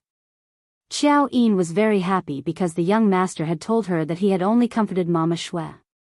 Although he liked Mama Shui as much as he liked her, he did not want her. If you don't believe me, you can go into the house and check.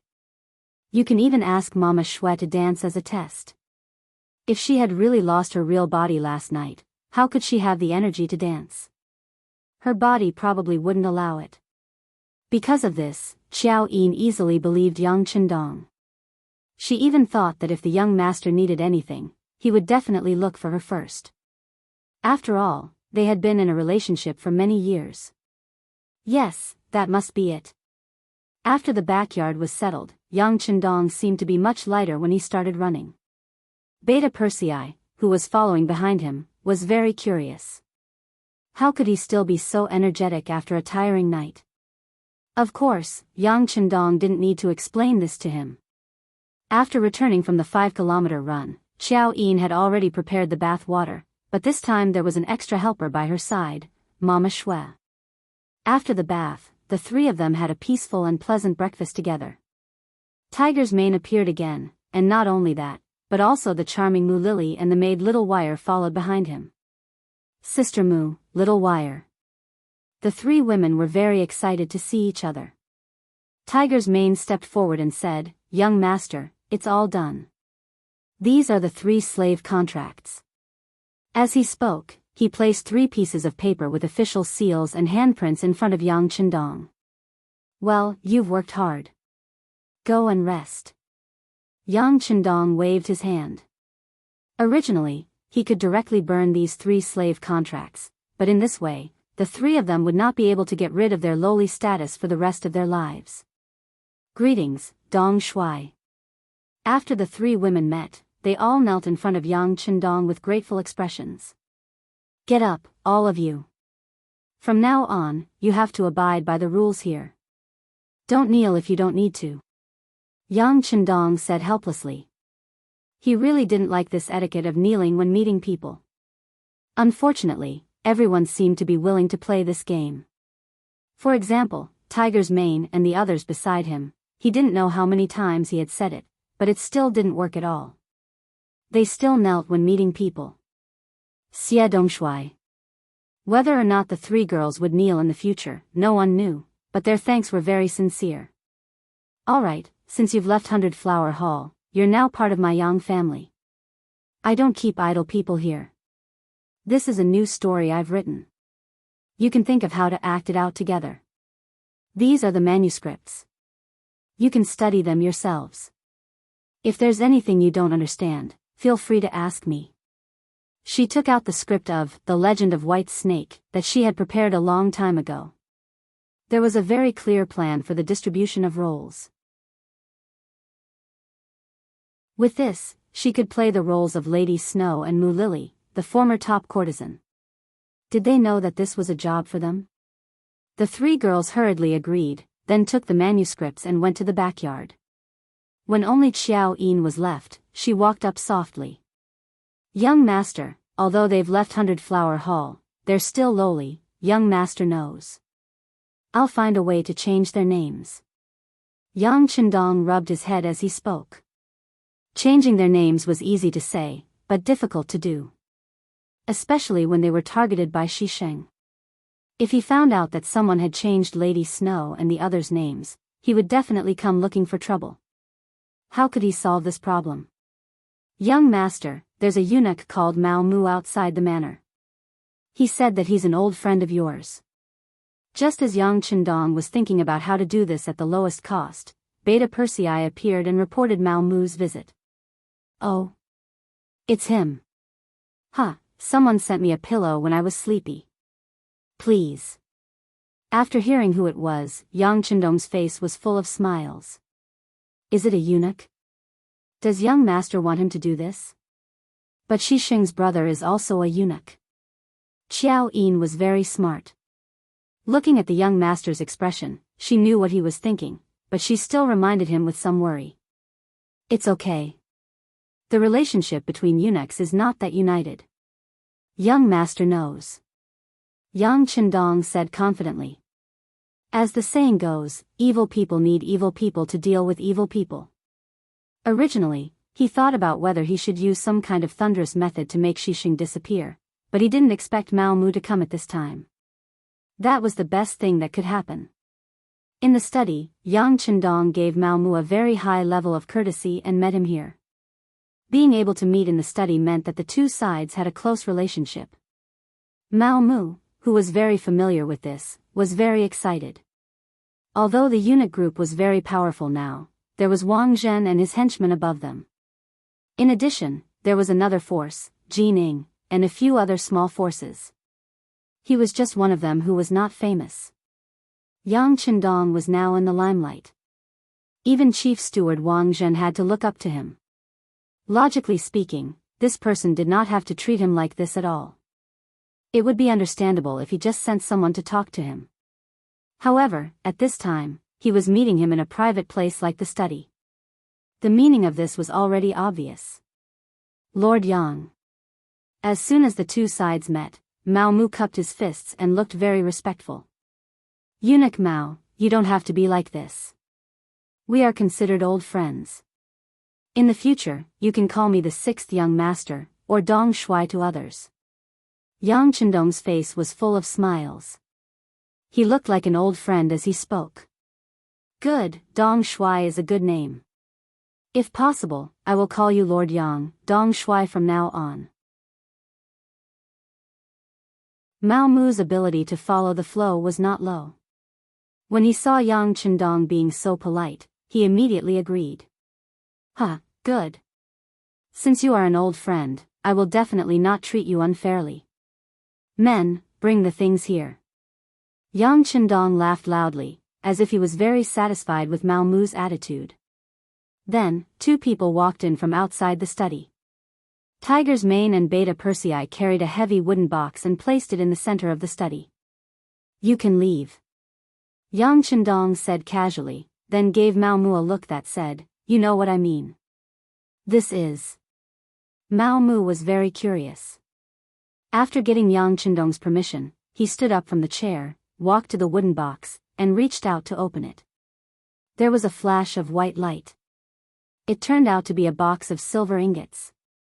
Looking at the quantity, there were at least 5,000 silver ingots. This is. Mao Mu was indeed a little dizzy from the silver ingots, but he was even more surprised. He did not understand why Dong Shui would think so highly of him. He originally came here to ask for a favor, but before he could even open his mouth, the other party had already given him benefits. This made him unable to speak his next words. Seeing the surprise in Mao Mu's eyes, as well as the trace of greed in them, Yang Qindong laughed loudly and said, "Eunuch Mao, I said that since we are good friends, there is no reason for us not to be friends. I am just giving Eunuch Mao these. I hope that Eunuch Mao can rise to the top. This way, as a good friend, I can also bask in the glory." His words were clear. This was to make use of each other. However, with your current status and identity, Mao Mu, it is far from enough. Therefore, I support you and support you to have more power. In the future, we can all be on equal footing and do great things together, right? In the face of Yang Qindong's initiative to show goodwill, Mao Mu had no reason to reject it. He had always believed that he had the ability. What he lacked was only the opportunity and enough foundation. What was the foundation? That was to have enough background for him to use. In the palace, scheming were the most important, but money was equally important. If you don't have money, there won't be anyone willing to risk their lives for you. Naturally, it will be difficult for you to do anything. Now, Yang Qindong took out more than 5,000 silver ingots. For the current Mao Mu, this was not a small amount of wealth. With this, he could rope in more people in the palace for his use.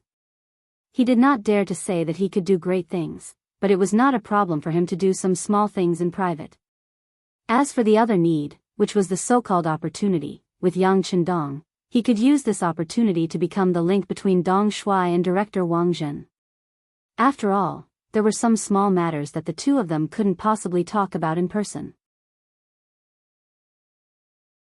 In that case, his role in this matter would increase, and at the same time, it would also expose the fact that he met Chief Steward Wang Zhen frequently. This was an opportunity. Seeing that Yang Qindong could make up for what he lacked, Mao Mu looked at the sixth young master. At this moment, when Mao Mu looked at the sixth young master, he felt like he was looking at his biological parents. Dong Shuai. With a plop, Mao Mu knelt down in front of Yang Qindong. Yang Qindong's eyes lit up. This person's ability to judge the situation was not bad. He knew when to lower his head. Feeling that he had found the right person, he was satisfied. He pretended to be panicked and asked, "Eunuch Mao, what are you doing?" However, Yang Qindong was only talking and did not have the intention to help him up. Seeing this, Mao Mu knew that he had to express his attitude. Since he had already knelt down, what was the point of saying some words to show his loyalty? "Dong Shuai, this old servant is grateful for your appreciation. In the future, if there's anything you need, feel free to say it. Blade Mountain Flames Sea Guild only needs a word from Dong Shuai, and this old servant will do his best to accomplish it." His face was full of sincerity. Replacing "this old servant" with "this old servant" was already a way to express his loyalty. Until now, Yang Qindong was satisfied and bent down to support Mao Mu. "Eunuch Mao, what are you doing?" "I said that we are friends." "Thank you, Dong Shuai." Taking the opportunity to stand up, Mao Mu knew that he had passed the first test. From now on, he was Dong Shuai's man, sharing honor and disgrace. After becoming friends, there were naturally some things that were less roundabout. Mao Mu talked about the matter of diapers. He used himself as a witness to prove the importance of this thing to eunuchs. This time, he wanted to get some more so that he could use them for himself, offer them to Steward Wang Zhen, and sell some for money.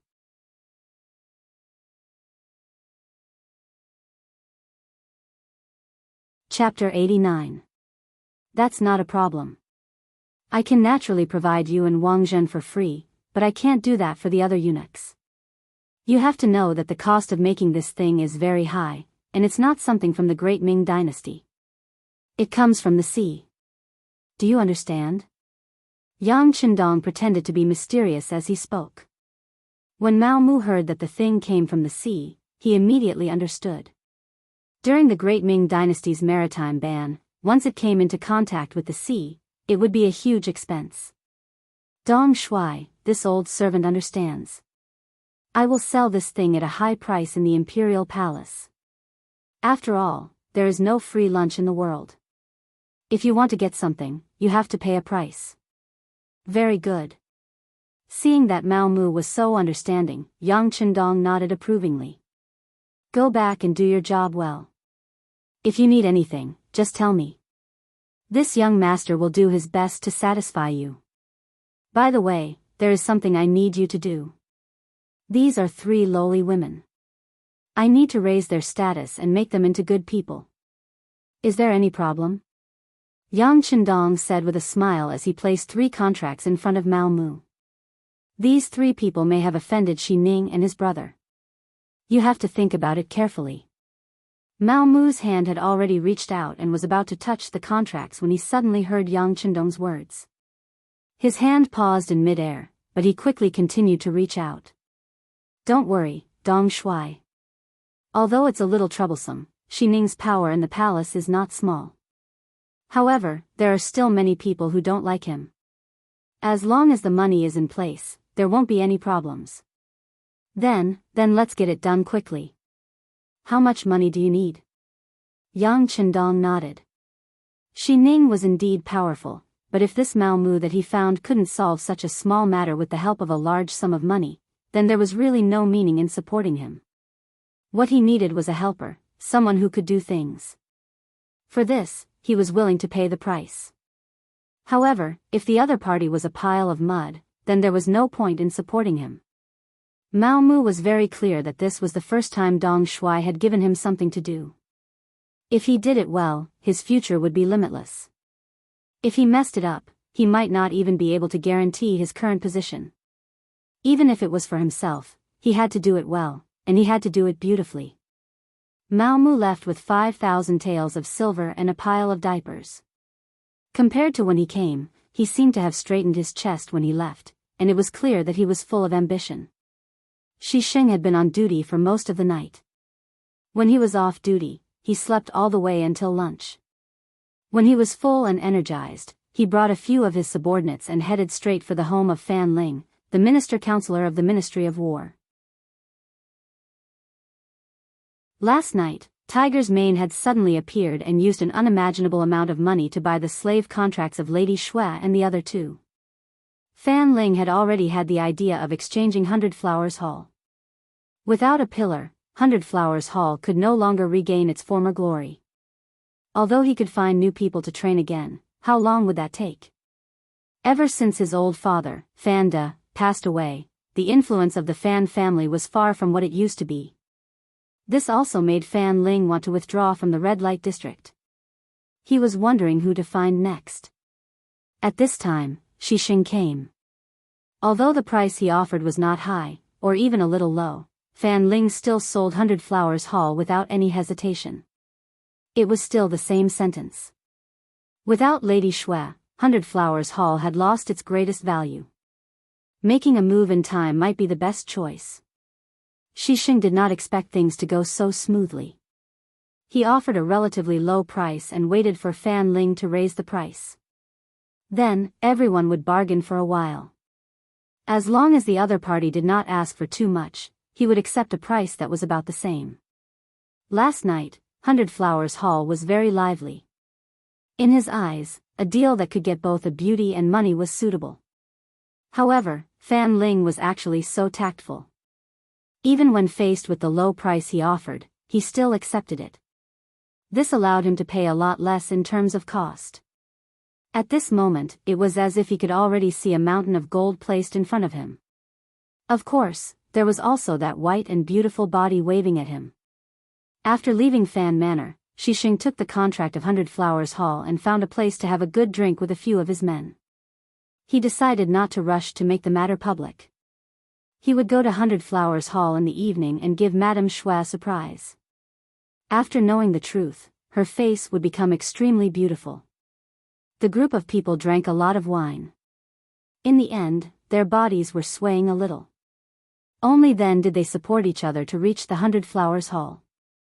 However, once they entered, the atmosphere was very different from yesterday. Although there were still many people, they were all noisy and angry.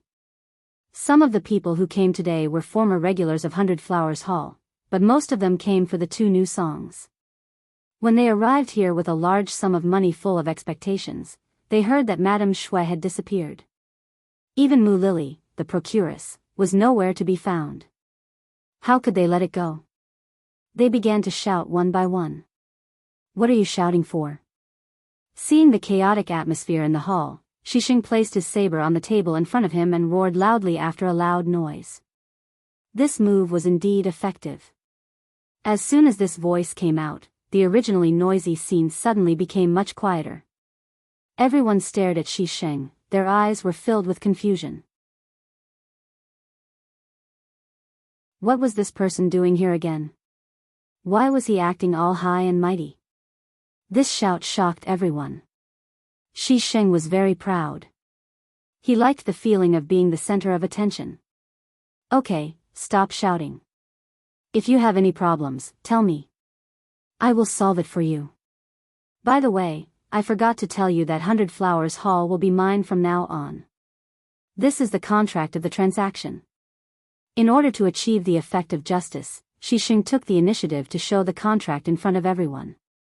Immediately, several people of status came forward. After reading the contract, they all nodded at the same time. Among them was Wang Si, the editor of the Hanlin Academy. Shi Qianhu, since this place is already your property, may I ask if you still want to sing tonight?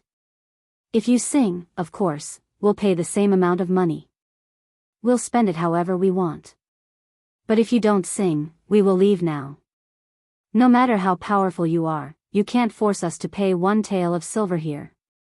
Wang Si's grandfather was the current minister of the Ministry of Personnel, Wang Ji. With such a relationship, he was not afraid of a small Qianhu of the Brocade Guard. Even if this person's brother was very favored by the emperor, his pride as a scholar made him not shrink back. That's right, that's right. With someone taking the lead, the people below naturally chimed in. No one was afraid of spending money, but spending money wrongly and becoming a sucker wasn't something anyone wanted to do. Xixing did not care about Wang Si's criticism. Smelling of alcohol, he said complacently, "Who said I won't sing? Since I bought this place, of course, I want to make money. How can I destroy my own livelihood? Well, I will go to the procuress, Mu Lily, now and ask her to arrange Madame Xue to sing for everyone. Not only that, but she will sing 3 or 5 times today to let everyone enjoy it." In order to prove his courage as a new boss and win people's hearts, Xixing announced loudly. His answer also attracted loud applause from the guests. They all said that Xixing was a righteous and heroic person. Everyone's compliments made Xixing feel even more confused. He laughed heartily and arranged for his subordinates to find Mu Lily. This time, he was going to order the beauties around as the boss. After all, he was not the first person to ask about Mu Lily and Madame Xue's whereabouts. When the subordinate ran back and whispered something in Xixing's ear, Xixing's face suddenly turned gloomy as he roared, "What's going on? They ran away?" "Yes, they were taken away in the morning." The subordinate answered carefully, for fear that Xixing would stab him in anger. "They were taken away in the morning? Who did it?" Xixing had sobered up a lot. His intuition told him that things were not so simple. Why was it that as soon as he made his move, someone else beat him to it? Furthermore, he had just announced the fact that as soon as he became the new owner of 100 Flowers Hall, the flower pillar under him had disappeared without a trace. This was already not only cutting off his source of income, but also slapping him in the face, and it was an extremely resounding slap. If this matter could not be solved, he was afraid that he would become a laughing stock in the capital. No one could accept that kind of result. In the face of Xixing's questioning, the few subordinates naturally kept silent, revealing a look of bewilderment. "Investigate. Investigate for this lord. Whether it's to the heavens or to the earth, find out for me." Xixing's roar resounded in the hall of 100 Flowers Hall. At this moment, he was really furious. Xixing was enraged. As a result, a few of his subordinates scattered in all directions. Along with them, the other players also left. Since they couldn't listen to the music anymore, who would stay here and be Xixing's next punching bag? Of course, Xixing's subordinates did not run away.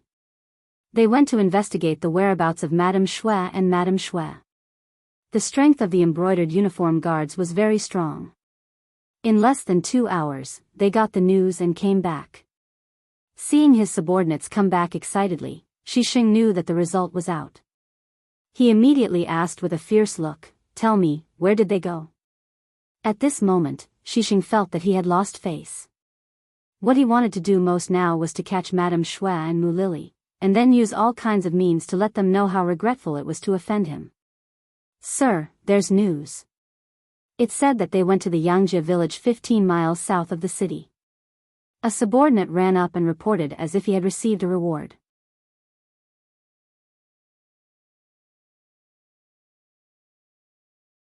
Chapter 90. Yang Village. Hearing that she was not in the capital but out of it, Xixing's eyes were filled with anger, but at the same time, he was very happy. As an entertainer, she didn't stay in her own place of business. Instead, she ran around and even left the capital. Just based on this, he could use legal means to deal with her without being afraid of taking any responsibility. Let's go to Yang Village to catch her. He quickly made a decision in his mind.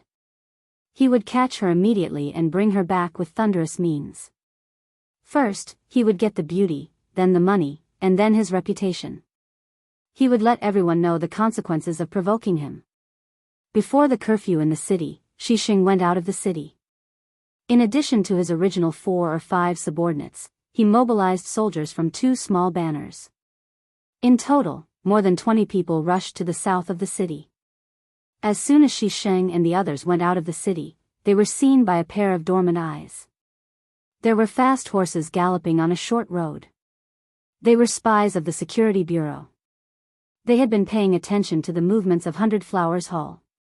Xixing went out of the city. Seeing that his destination was Yang Village, their task was to send the news back to the village. In Yang Village, Yang Qindong was watching Madame Snow sing the new song, by Suzhen at the foot of Mount Qingqing, in the backyard. However, no matter how he looked at it, Madame Snow could not enter the stage. She looked absent-minded. Alas! Knowing what Xixing was worried about, Yang Qindong shook his head. Sure enough, he could not do anything if his mind was not calm. Since that was the case, he could only wait for Xixing to take the initiative to fall into the net. However, he did not know whether Xixing would come here in anger. If he did not come, wouldn't it be troublesome? Yang Qindong did not like to wait passively. He preferred to take the initiative to attack. After not getting any news from Xixing, Yang Qindong even thought of secretly sending someone to kill Xixing. All he needed was a new sniper rifle and a spotter. It was guaranteed that he could easily take care of this person from 1,000 meters away. No one would know. Report. Tiger's man's figure appeared in the backyard. His appearance immediately attracted everyone's attention. Young master, Xixing has brought over 20 embroidered uniform guards and is rushing towards us. Tiger's mane said excitedly as he half-knelt and cupped his hands. Obviously, this did not scare him. On the contrary, he was very excited. Okay. Yang Qindong was also excited after hearing this. Is it finally here? Let's go out and welcome him. Ha ha ha. Yang Qindong laughed and walked out of the backyard in his cyan robe, leaving Mu Lily, Madame Xue, and Little Wire in a panic. Fortunately, Xiao Yin also stayed here. She had followed the 6th young master to Cheng City. Knowing the young master's strength, she smiled and said, "You don't have to worry. Everything is within the young master's plan. There won't be any problems. You should continue to practice. When the young master comes back, try to perform better." Xiao Yin said it casually, but her nervousness could still be seen from Madame Xue and the other 2. After all, they knew too little. Although Dong Shui was extraordinary, he had offended the embroidered uniform guards. Last year, even Du King suffered in front of them. Could Dong Shui, a new official, solve the problem? Of course, Yang Qindong could solve it, and there were many ways to do so. For example, if he showed his fangs, he could make Xixing and more than 20 people disappear silently. No one would be able to trace it back to him afterwards. However, without evidence, it didn't mean that they couldn't suspect him. Whether it was the East faction guards or the embroidered uniform guards, they didn't need any solid evidence. As long as they suspected you, they could take action. This was the damn privilege. Yang Chendong, who knew this, couldn't take this risk. Since he couldn't use his own strength, he could only borrow others' strength. After leaving the backyard, Yang Chendong began to remind Tiger's Mane, who had become excited. Tell the brothers below not to move. Without the young master's permission, no one is allowed to move. Otherwise, they will be grounded for 3 days. By the way, I asked you to invite Lord Hu Zhangning to drink in advance. How did it go? Upon hearing that he would be grounded for 3 days, Tiger's Mane, who had been full of fighting spirit, immediately became obedient. For these iron-blooded men, there were too few things in the world that could scare them. Because they weren't afraid, they became even more difficult to control. When he was at the docks, there were brothers who liked to cause trouble. However, no matter what kind of corporal punishment they received, they didn't seem to care at all. They just treated it as training. Later, the matter spread to Yang Chendong's ears, and he came up with the idea of confinement as a punishment. However, when people were locked up in a dark room for 3 days and had to eat and drink as usual, anyone who heard of this punishment was amused. Wasn't this just letting them rest? What kind of punishment was this? For a time, there were even people who deliberately caused trouble and wanted to experience this feeling. Naturally, the consequences were terrifying. No one spoke, no one paid attention to them, and they couldn't even see the slightest bit of sunlight for 3 days. Not many people could bear it. They roared, they cried bitterly, and they reflected on their mistakes. However, they could only be released after 3 days of confinement. When they finally came out and saw the sunlight and saw that there were people to talk to, they, who had almost collapsed, finally understood the severity of confinement. Although Tiger's Mane hadn't experienced it personally, he had heard of this matter long ago. At the docks in Crimson City, everyone's expression changed at the mention of confinement. Now that Yang Chendong came up with this punishment, he couldn't help but be disobedient. Young master, don't worry. Without orders, no one will dare to do anything. Also, Lord Hu is on duty today. He's waiting for young master in front of the potato field. Especially when he heard that the young master personally invited him, he seemed very happy. Happy? Yang Chendong didn't understand and shook his head after hearing this. At this time, the night was dark and the wind was cool. If it wasn't for the good moon tonight, he really didn't know what was so happy about having someone on a date. However, even if Hu Changning didn't object, of course, it was something that Yang Chendong wished for. He immediately nodded and said, I'll go meet Lord Hu now. Remember to follow the plan. Yes. After Tiger's Mane agreed, his entire body flashed and disappeared into the darkness, as if he had never appeared.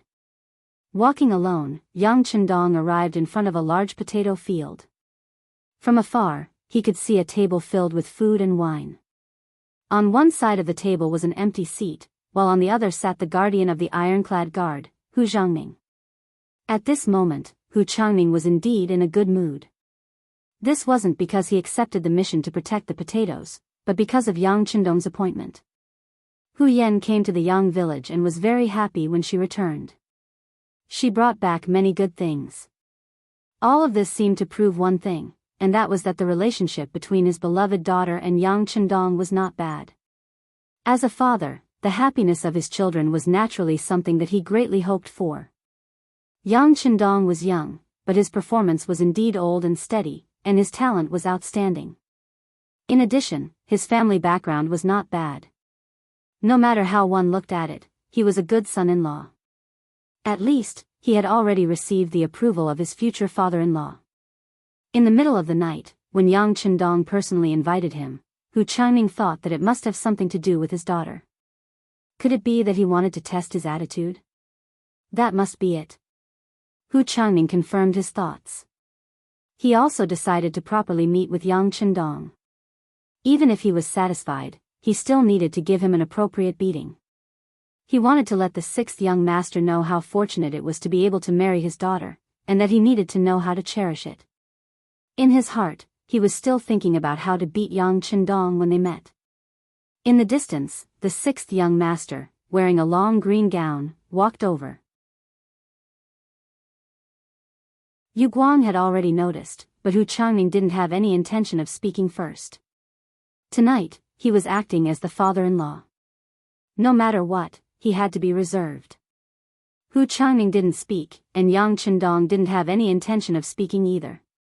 He couldn't guess the other party's thoughts, and even more so, he didn't think that he had only met Hu Yan once, and it actually involved the discussion of marriage.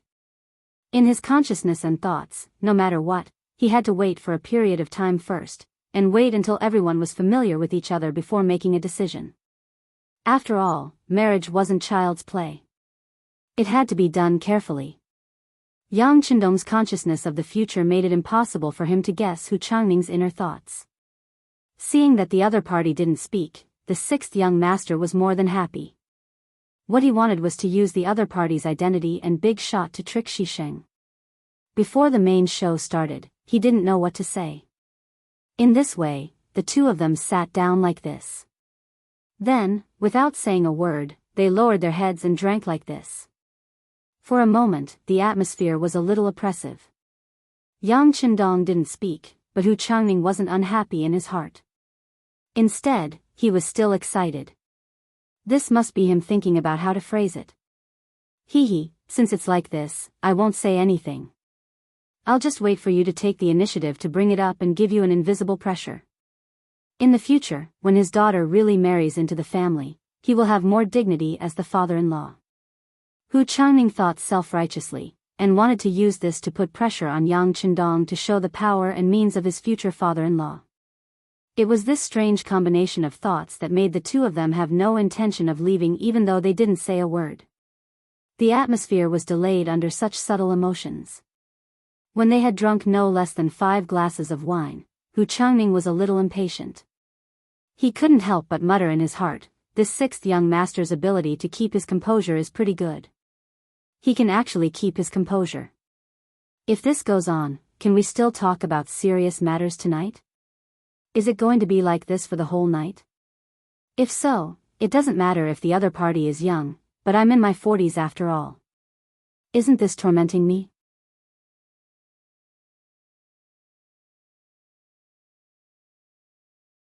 Chapter 91. Hu Zhangning's heart began to palpitate, but Yang Qindong did not notice. At this time, he was thinking, after scheming against Xisheng tonight, what would his brother, Xi Ning, do if he found out? How would he put out the fire? How would he do it step by step? He must have offended them, but how could he not find an opportunity to get angry? As for that Wang Zhen, would he step in and interfere? Would he be forced to make a move under the influence of benefits? What if Wang Zhen did not care? If that was the case, he could only take the risk and get rid of Xi Ning and Xisheng early. But if he did that, it would be impossible for him not to attract attention. Yang Qindong was still thinking, but Hu Zhangning had been holding back for a long time.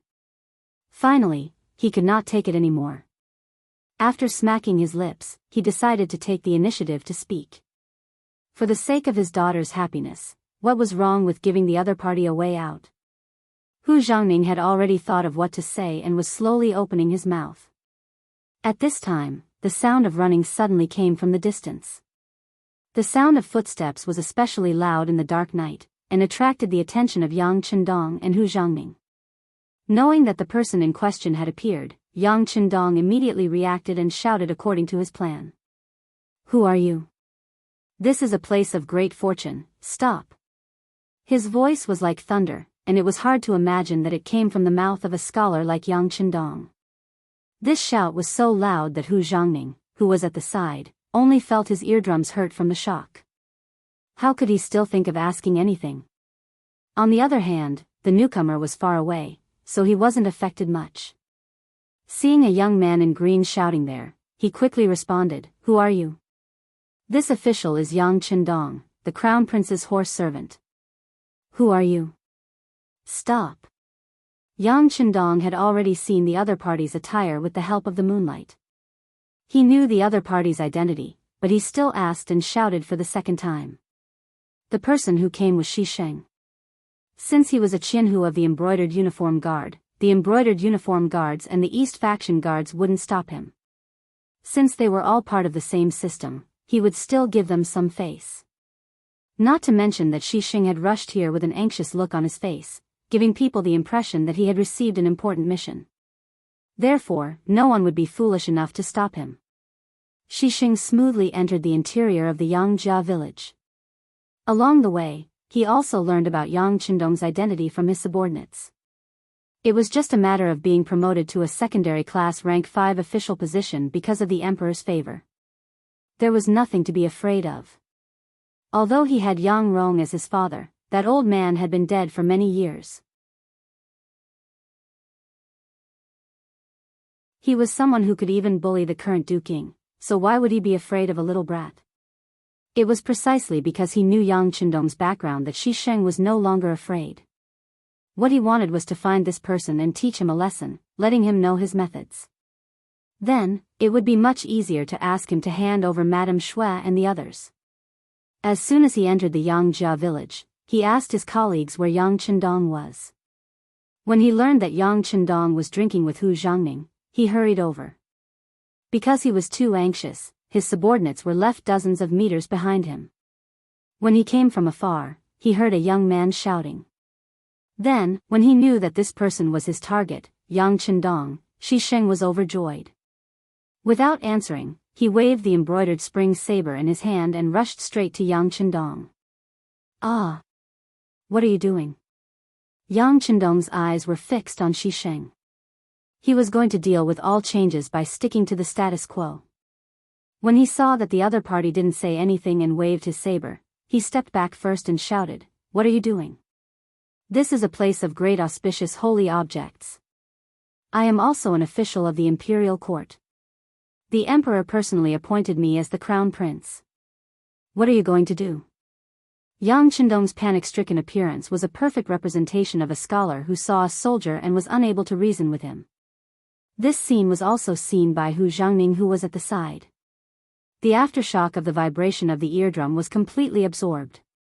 At this moment, Hu Zhangning also realized that someone was going to harm Yang Qindong. How could he let it go?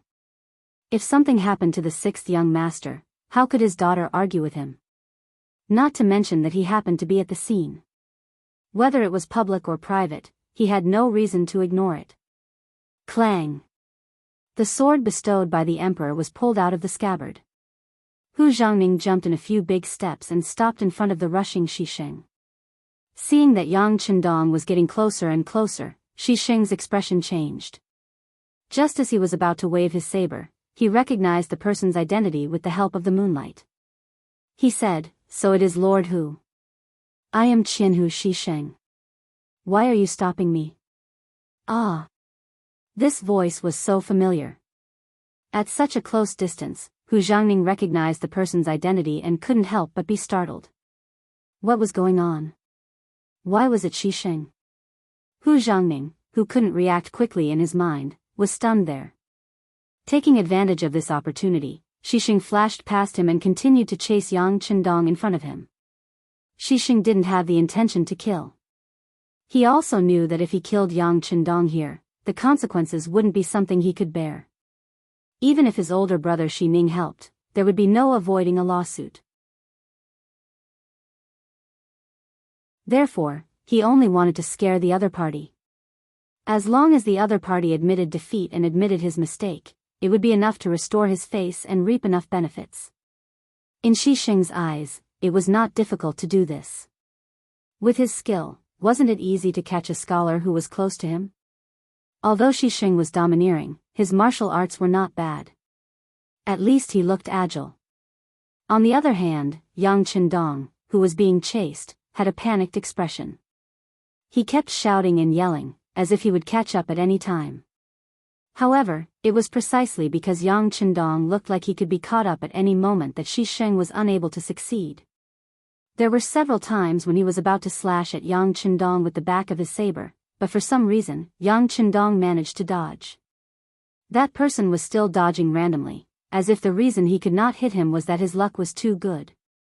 Was Yang Qindong really that lucky? During this chase, he saw at least 7 or 8 openings that Xing revealed. If he wanted to, he could have beautifully seized the saber with his bare hands and killed the other party. However, he couldn't do this. The other party was the Jianghu of the embroidered uniform guard. No matter what the reason was, if he killed the other party in public, it would be a big mistake and he would be held accountable. He couldn't fight back. He could only escape and then find the best opportunity to dig a big hole for Xing. Jianghu Shi, what are you doing? Are you openly killing an imperial court official? Stop it right now. In a flash, Xing jumped over him and rushed to Yang Qindong. This made Hu Zhangning break out in cold sweat.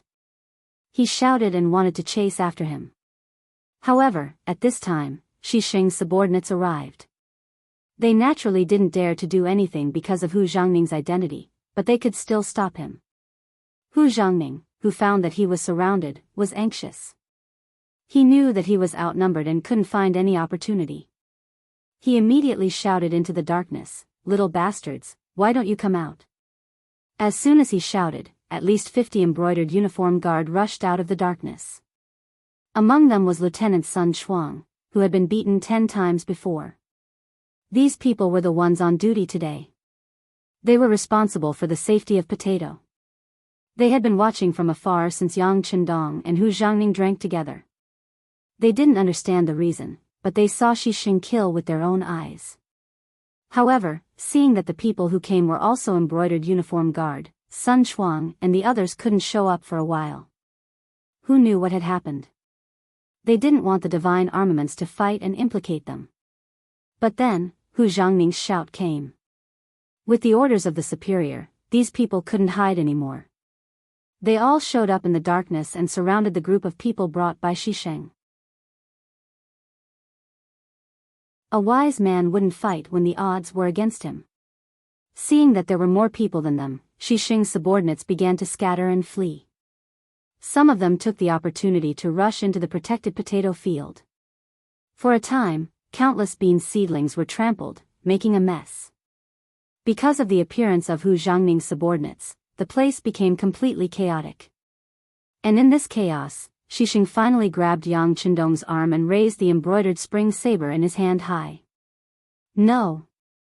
Hu Zhangning, who was a few meters away, saw this scene clearly with the help of the moonlight. He immediately shouted to stop it. Xing was taken aback by this shout. At this moment, Yang Qindong, who was caught, suddenly moved his arm. He didn't know where the strength came from, but it made his right hand numb. Then, the saber fell down and landed on Yang Qindong's chest. Suddenly, a stream of bright red blood spurted out and sprayed on Xing's body, dyeing his flying fish robe red. Ah! At the same time, the green-clothed Yang Qindong fell to the ground in a timely manner. When Yang Qindong fell, the eyes of Hu Zhangning, who was chasing after Yang Qindong, had already turned red. He was unable to control his anger, and when he arrived behind Xing, he stabbed out with his sword. Feeling a gust of cold wind behind him, Xing habitually dodged to the side, but in the end, because of the potato vines under his feet, he was a beat too slow. It was because of this beat that his right leg was slashed by a long sword. The sharp sword immediately cut through a meridian, and Xing painfully fell to the ground with a plop. Tie him up. After stabbing Xing, Hu Zhangning shouted loudly. Then, he stretched out his hand in front of Yang Qindong, who was lying on the ground. At this moment, an even faster figure suddenly appeared in front of Yang Qindong. He quickly carried him on his back and ran straight to the Yang family manor.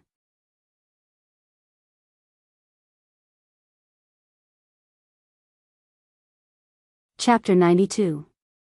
The person who came was Tiger's man. He had been secretly observing the situation. When he saw that the young master had been cut and was bleeding, he immediately became anxious. Without caring about anything else, he rushed out and carried Yang Qindong on his back. Then, he recklessly ran into the manor. Beta Persei also appeared with him. He didn't snatch the job of carrying the young master, but he did stay where he was. He stared coldly at Hu Zhangning, a huge murderous aura leaping out of his body. It was clear that he was ready to kill if there was any disagreement. Who are you? An embroidered uniform guard didn't understand. Seeing that someone was blocking in front of Lord Hu, he wanted to step forward and question him. However, before he could move, he was stopped by Lieutenant Sun Chuang at the side. Get back! With an angry roar, he pushed the blind embroidered uniform guard behind him. Others might not know, but Sun Chuang, who had suffered in the Yang family's old manor in Jianghu Manor, was very clear about Beta Persei's strength. Now that his master was injured, the consequences would be unimaginable if he was enraged. Hu Zhangning naturally recognized Beta Persei and knew how powerful this person was. He didn't act rashly, but still said out of concern, I just want to see how Yang Shima's injuries are. There's no need for Lord Hu to worry. My master has the elixir in his hands. Beta Persei spoke as if he could hold back 10,000 men. Then, he stared coldly at the crowd, all the muscles in his body ready to explode at any moment. Feeling the pressure of that aura, Hu Zhangning knew that he couldn't force his way in. He turned around and vented his anger on Shisheng. Come, capture all these people who destroyed the auspicious land. Tomorrow morning, when the city gates open, we will enter the palace to see the emperor. With Hu Zhangning's order, the embroidered uniform guards who came with Shisheng were beaten to the ground one by one. Any slight resistance was met with a series of punches and kicks, making them cry for their parents. Yang Manor's inner courtyard. Tiger's man ran back with bloodstains on his back. As soon as he entered the side hall, he was seen by Xiao Yin and the other girls. Ah! Young master. Xiao Yin only managed to shout once before her vision blurred. Then, her body fell to the ground. Fortunately, the maidservant Xiao Wei reacted very quickly and reached out to catch it to avoid the danger of touching the ground. Dong Shui. Madame Shui and Mu Lily also shouted in surprise. Then, their faces turned pale and they didn't know what to do. On the other hand, Yang Chendong, who was being carried on his back, was still very calm. He said to Tiger's mane in a weak voice, Wake Yin, up and let her apply medicine for me. No one else is allowed to enter my bedroom without my orders. Yes. Tiger's mane replied with tears in his eyes. On the other side, Xiao Wei had already shaken Xiao Yin awake. After knowing the young master's intention, she ignored her weak legs and hurried to the bedroom. Yang Chendong, who entered the bedroom first, was placed on the bed by Tiger's man. After seeing that there was no one around, he let out a sigh of relief and said, Hey, Tiger's man, can you run slower next time? Do you know that the young master was originally fine? But when you jolted me on your back, I almost suffered internal injuries. As he spoke, Yang Chendong threw a bag of chicken blood to the side and took off the bulletproof vest under his green robe. There was a cut on the bulletproof vest, but it was only a scratch. As for the underwear under the bulletproof vest, there was not a single scratch.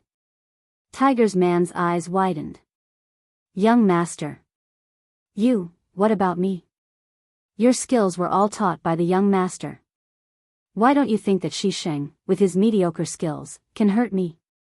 Yang Chendong asked with an expression that said, Why don't you use your brain? After speaking, he did not wait to see if Tiger's man understood. He continued, The young master's injuries will continue to be feigned. Before this matter is resolved, no one is allowed to enter the bedroom without permission. But if anyone comes, just tell them that the young master is sleeping. Xiao Yin is the only one taking care of him. After speaking, Yang Chendong waved his hand. Tiger's man left the bedroom in a daze. At that moment, Xiao Yin rushed over with tears in her eyes. Before she even entered the room and saw Yang Chendong, she began to cry loudly. Young master. He reached out to touch his forehead. Yin, the young master is fine. Don't cry like that. Otherwise, I'm afraid you'll scare him until he falls ill. Ah. Xiao Yin covered her small mouth with her hand. At this moment, her face was like a pear blossom in the rain. She saw that Yang Chendong had already bared his upper body, revealing his well-built muscles. It was so perfect, and he didn't look the least bit injured.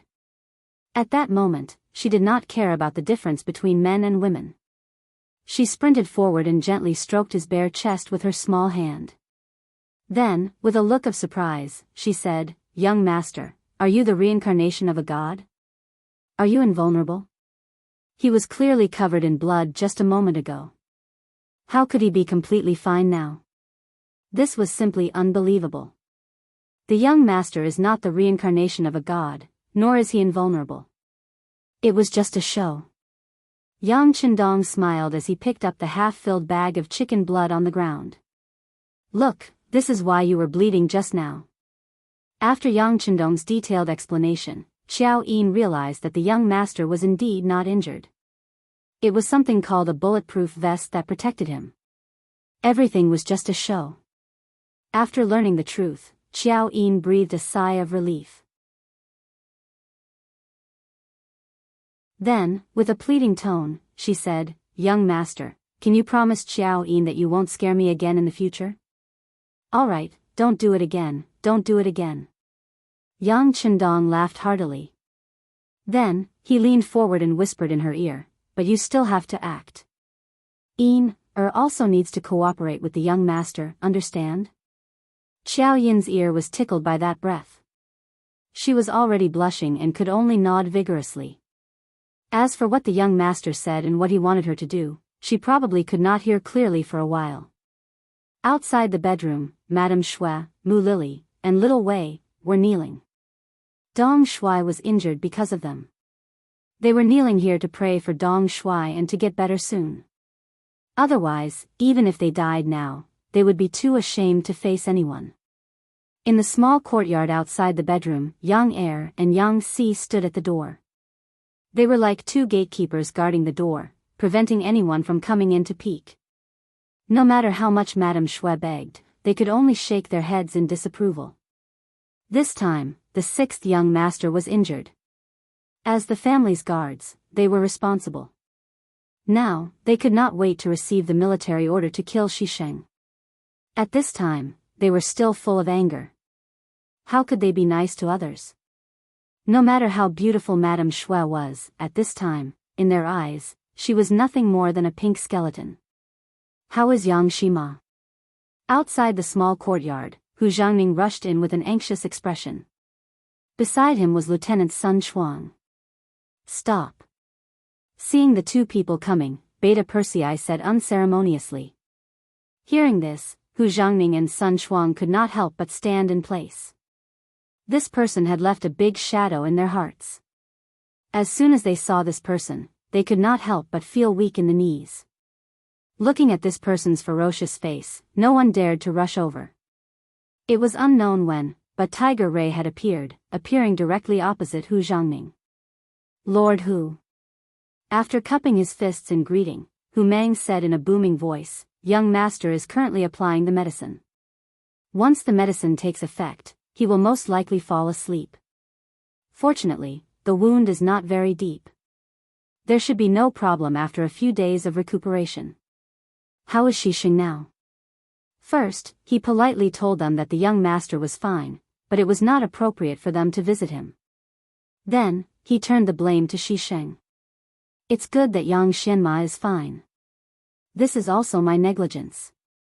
As for Xisheng, he is currently imprisoned, and because the gates to the capital are closed, he cannot enter. Once the gates open at dawn, this lord will personally escort Xisheng into the palace to meet his majesty. When the time comes, I will definitely give Yang Xianma an explanation." Hu Changning said angrily. At this time, he hated Xisheng to the core. Xisheng took advantage of his brother's power and didn't put him, a superior, in his eyes. He even heard his future son-in-law, Yang Qindong. Just now, he had seen dozens of people running around in the fields. Who knew how many potatoes they had destroyed in that short period of time? He had to give an explanation for all of this. Then he could only use Xisheng. Although he did not want to offend the eunuchs, he did not want to take the blame for no reason. Xisheng was destined to be unlucky this time. Everything would depend on how much help his brother, Shi Ning, could give him. Shi Sheng was going to be in trouble. Good, I hope Lord Hu can do as you say. As for here, I ask Lord Hu to go back first. My lord is asleep and will not see anyone. Tiger's man wanted Hu Xiangning to express his position. When he found out that the young master was only acting and wasn't really injured, the anger in his heart had lessened by a lot. If that wasn't the case, the brocade guards wouldn't have been able to stop them from snatching the victory, and the result would have been 1,000 cuts. Hu Xiangning wanted to ask if Yang Qindong's life was in danger. After all, from the scene at that time, he had lost a lot of blood. Now that he knew that Yang Xianma was fine, he was relieved. He knew that he had missed this opportunity and it was not appropriate to force his way in. Moreover, whether or not he could force his way in was another matter. He could only cup his fists and say, "Thank you for your hard work. This official will take his leave first. I will visit Yang Xianma in 2 days." Hu Xiangning left. When he left, his complexion was obviously much better. Yang Qindong's life was not in danger. This matter could be salvaged. At least, his guilt was not so great. As for how this matter should be resolved, it needed to be decided by the emperor. It was not something that a fourth-rank official like him could decide.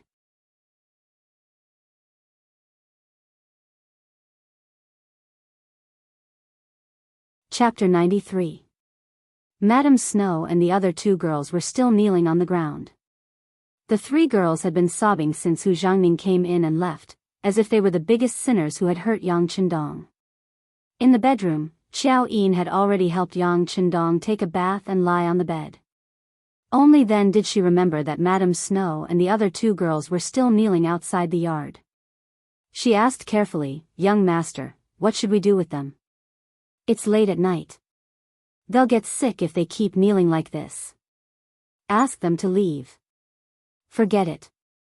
Ask Madame Snow to come in and ask Mu Lily and Wire to leave." Yang Qindong thought for a while and shook his head.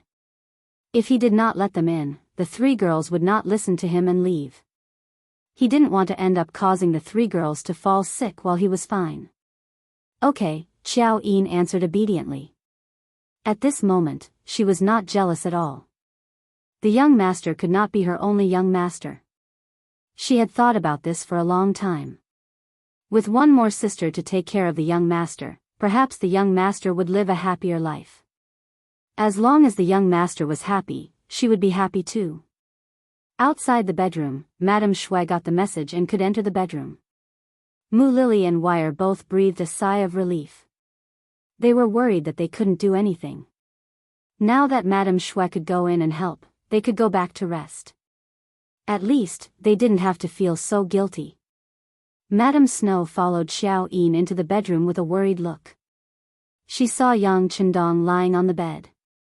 At that moment, she couldn't stop her tears from flowing out. With a plop, she knelt down and said, "Dong Shui, it's all our fault for implicating you. We've already made a decision. Tomorrow morning, we'll enter the city and ask for forgiveness from Shisheng." Nonsense. Yang Qindong, who was going to rest, immediately opened his eyes. His expression suddenly became very serious. "Remember, your lives belong to the young master. Without the order of the young master, no one can make decisions without my permission. As for Shisheng, he can't even protect himself. He won't make trouble for you." Seeing Yang Qindong's serious look, Madame Snow trembled with fear. She knelt on the ground and did not dare to make a sound. Xiao Yin came forward, helped her up, and then whispered something in her ear. Madame Snow's face changed again and again. Finally, she looked at Yang Qindong with confusion. Her eyes were full of disbelief. Yang Qindong naturally knew what this gaze meant. At that moment, he did not hold back and directly lifted the blanket, revealing his strong and uninjured chest. He said, Look. Yin did not lie to you. I am indeed not injured." "Ah." Madame Snow did the same thing as Xiao Yin. She covered her mouth with her hand. Her face was full of disbelief. After seeing so much blood in the side hall, She thought that Dong Shuai was going to die. Who would have thought that he would be fine? How did he do that? All of you, come over here. This young master will tell you slowly. Madame Snow's surprised face was so cute. Yang Chendong's heart skipped a beat. His body reacted unconsciously. He waved his hand and asked Xiao Yin and Madame Snow to come to his bedside. The two women did not suspect anything and hurriedly came to the side of the bed. Suddenly, a pair of big hands reached over and forcefully pulled the two women into the bed. Suddenly, a masculine man's breath rushed into the two women's nostrils. Ah! At this moment, they realized what was going on. They instinctively wanted to struggle, but when they remembered that the person hugging them was Yang Chendong, the two women suddenly blushed. They just lowered their heads and didn't resist at all. Not bad. It's easier to talk like this. Haha. Yang Chendong laughed heartily. Although he was not ready to do anything, especially with two women at the same time, it was a very happy thing to have beautiful women in his arms. The two women were very cooperative. They leaned on Yang Chendong's broad shoulders. Their faces were full of shyness and happiness. Come on, sing a song for the young master. Put me to sleep. Feeling that his body was about to react unnaturally, Yang Chendong suppressed his thoughts and said to Madame Snow. Okay. Madame Snow was very obedient. She immediately sang the song that she had just learned, by Suzhen at the foot of Mount Qingcheng. Don't sing a new song. Sing an old song for the young master. Yang Chendong was used to listening to the songs of the later generations. He did not know much about the songs of the present, so he wanted to take this opportunity to learn more about them. The next moment, Madame Shui began to play an old tune. The lingering melody was like a lullaby. Before long, Yang Chendong began to snore. He was really tired. There were too many things he had to do and think about in the past few days. He had to bear all the pressure by himself. Yang Chendong had actually fallen asleep, causing Xiao Yin and Madame Snow to involuntarily smile. Next, the two women made the same shameful action, which was to take off their coats, leaving only their undergarments. They leaned against Yang Chendong and snuggled up to each other. Not long after, they fell asleep. The guards outside the bedroom, Beta Persei and Yang Si, had been replaced by Yang Wu and Yang Lu. In the dark, Dao Xiao and a team of 10 guards were secretly watching everything to prevent anyone from getting close to the small courtyard. If anyone dared to do so, Jiao Wu, with a silencer and a weapon, would show him the fragility of life. The sky slowly brightened. Hu Zhangning, who could not wait any longer, led a team of 100 brocade guards to escort Shisheng and more than 20 men to the capital. As soon as the city gate opened, they entered the city and went straight to the inner city. In the imperial palace, there was no news from the court. The civil and military officials were still gathered in the court as usual, kneeling to the emperor and discussing the affairs of the world. Emperor Zhu Qizhen, who did not seem to have enough sleep, yawned from time to time, and then listlessly listened to the officials' reports. The emperor was diligent in his work. Since ancient times, this had become a custom. Almost all the leaders had to do this. Otherwise, they would not be able to hold power. As such, very few emperors would sleep in. In comparison, Yang Chendong was much more fortunate. At this moment, he was slowly waking up. According to his usual routine, it should be time for him to get up and go for a morning run. However, instead of a morning run, he was greeted with an erection. This was something that all men in their prime would encounter. His body was the first to react. Yang Chendong, who was hugging two women, wanted to get up, but it was very inappropriate. Was he supposed to set up a tent in front of the two women? How embarrassing would that be? In addition, he had to tell others that he was injured.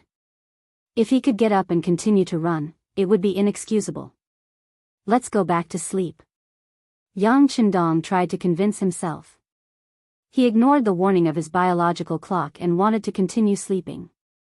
But at this moment, Qiao Yin's body moved slightly on his left, and her breathing seemed to become heavier. For a long time, Xiao Yin had a very regular pattern of waking up and sleeping. For example, at this time, she would usually get up to prepare to serve the young master. Although she didn't need to make breakfast, she came to the young master's room to tidy it up and fold the blankets. So, the moment Yang Qindong woke up, she also woke up. Her hand inadvertently swept over Yang Qindong's body and touched that towering pillar. In that instant, Xiao Yin completely woke up. Her face flushed red as she recalled where she was staying at this moment. She thought about how the young master was lying next to her and seemed to have a reaction. What should she do? Should she ignore it and continue to pretend to sleep, or should she help the young master? She had heard the old women in the manor say that once a man had that intention, it would be very uncomfortable if it wasn't resolved. Xiao Yin definitely didn't want Yang Qindong to feel uncomfortable. So what should she do? What should she do? Her heart thumped wildly. In just a few breaths, Xiao Yin made a decision. She took a deep breath and mustered up her courage. Her small hand groped toward Yang Qindong's crotch. Knowing that Xiao Yin had woken up, Yang Qindong felt very awkward. Just as he was thinking about how to return to normal, a small hand suddenly touched him. In that instant, his body couldn't help but tremble. The feeling made him feel very comfortable, but also very nervous. It was really indescribable with words. "Young master, let Yin serve you." Suddenly, he heard the soft sound of drizzling rain. Before he could react, Xiao Yin had already dove into the blankets and swam towards that place. No! Yang Qindong instinctively wanted to stop her. It was this shout that woke Madame Shui on the other side. Due to the nature of Madame Shui's work, she didn't wake up very regularly. In addition, Yang Qindong lying next to her gave her a great sense of security, so she fell into a deep sleep. If it wasn't for Xiao Yin's shout, she probably wouldn't have woken up. After waking up, Madame Shui forgot that she was only wearing a dudu. On the contrary, she only remembered that the young master seemed to be injured. "Is he feeling unwell?" she asked anxiously. When Yang Qindong saw that Madame Snow had woken up, he felt a little awkward. Just as he was about to say something, Xiao Yin moved. In that instant, he felt a warm sensation spread throughout his body. He couldn't help but shiver slightly. Along with the shiver, he let out an "oh" sound from his mouth. "I'm so scared of crabs." I'll omit 100,000 words here. You're tuning into the Carefree Valley YouTube channel. Don't forget to subscribe and join us on this journey to catch the most captivating stories.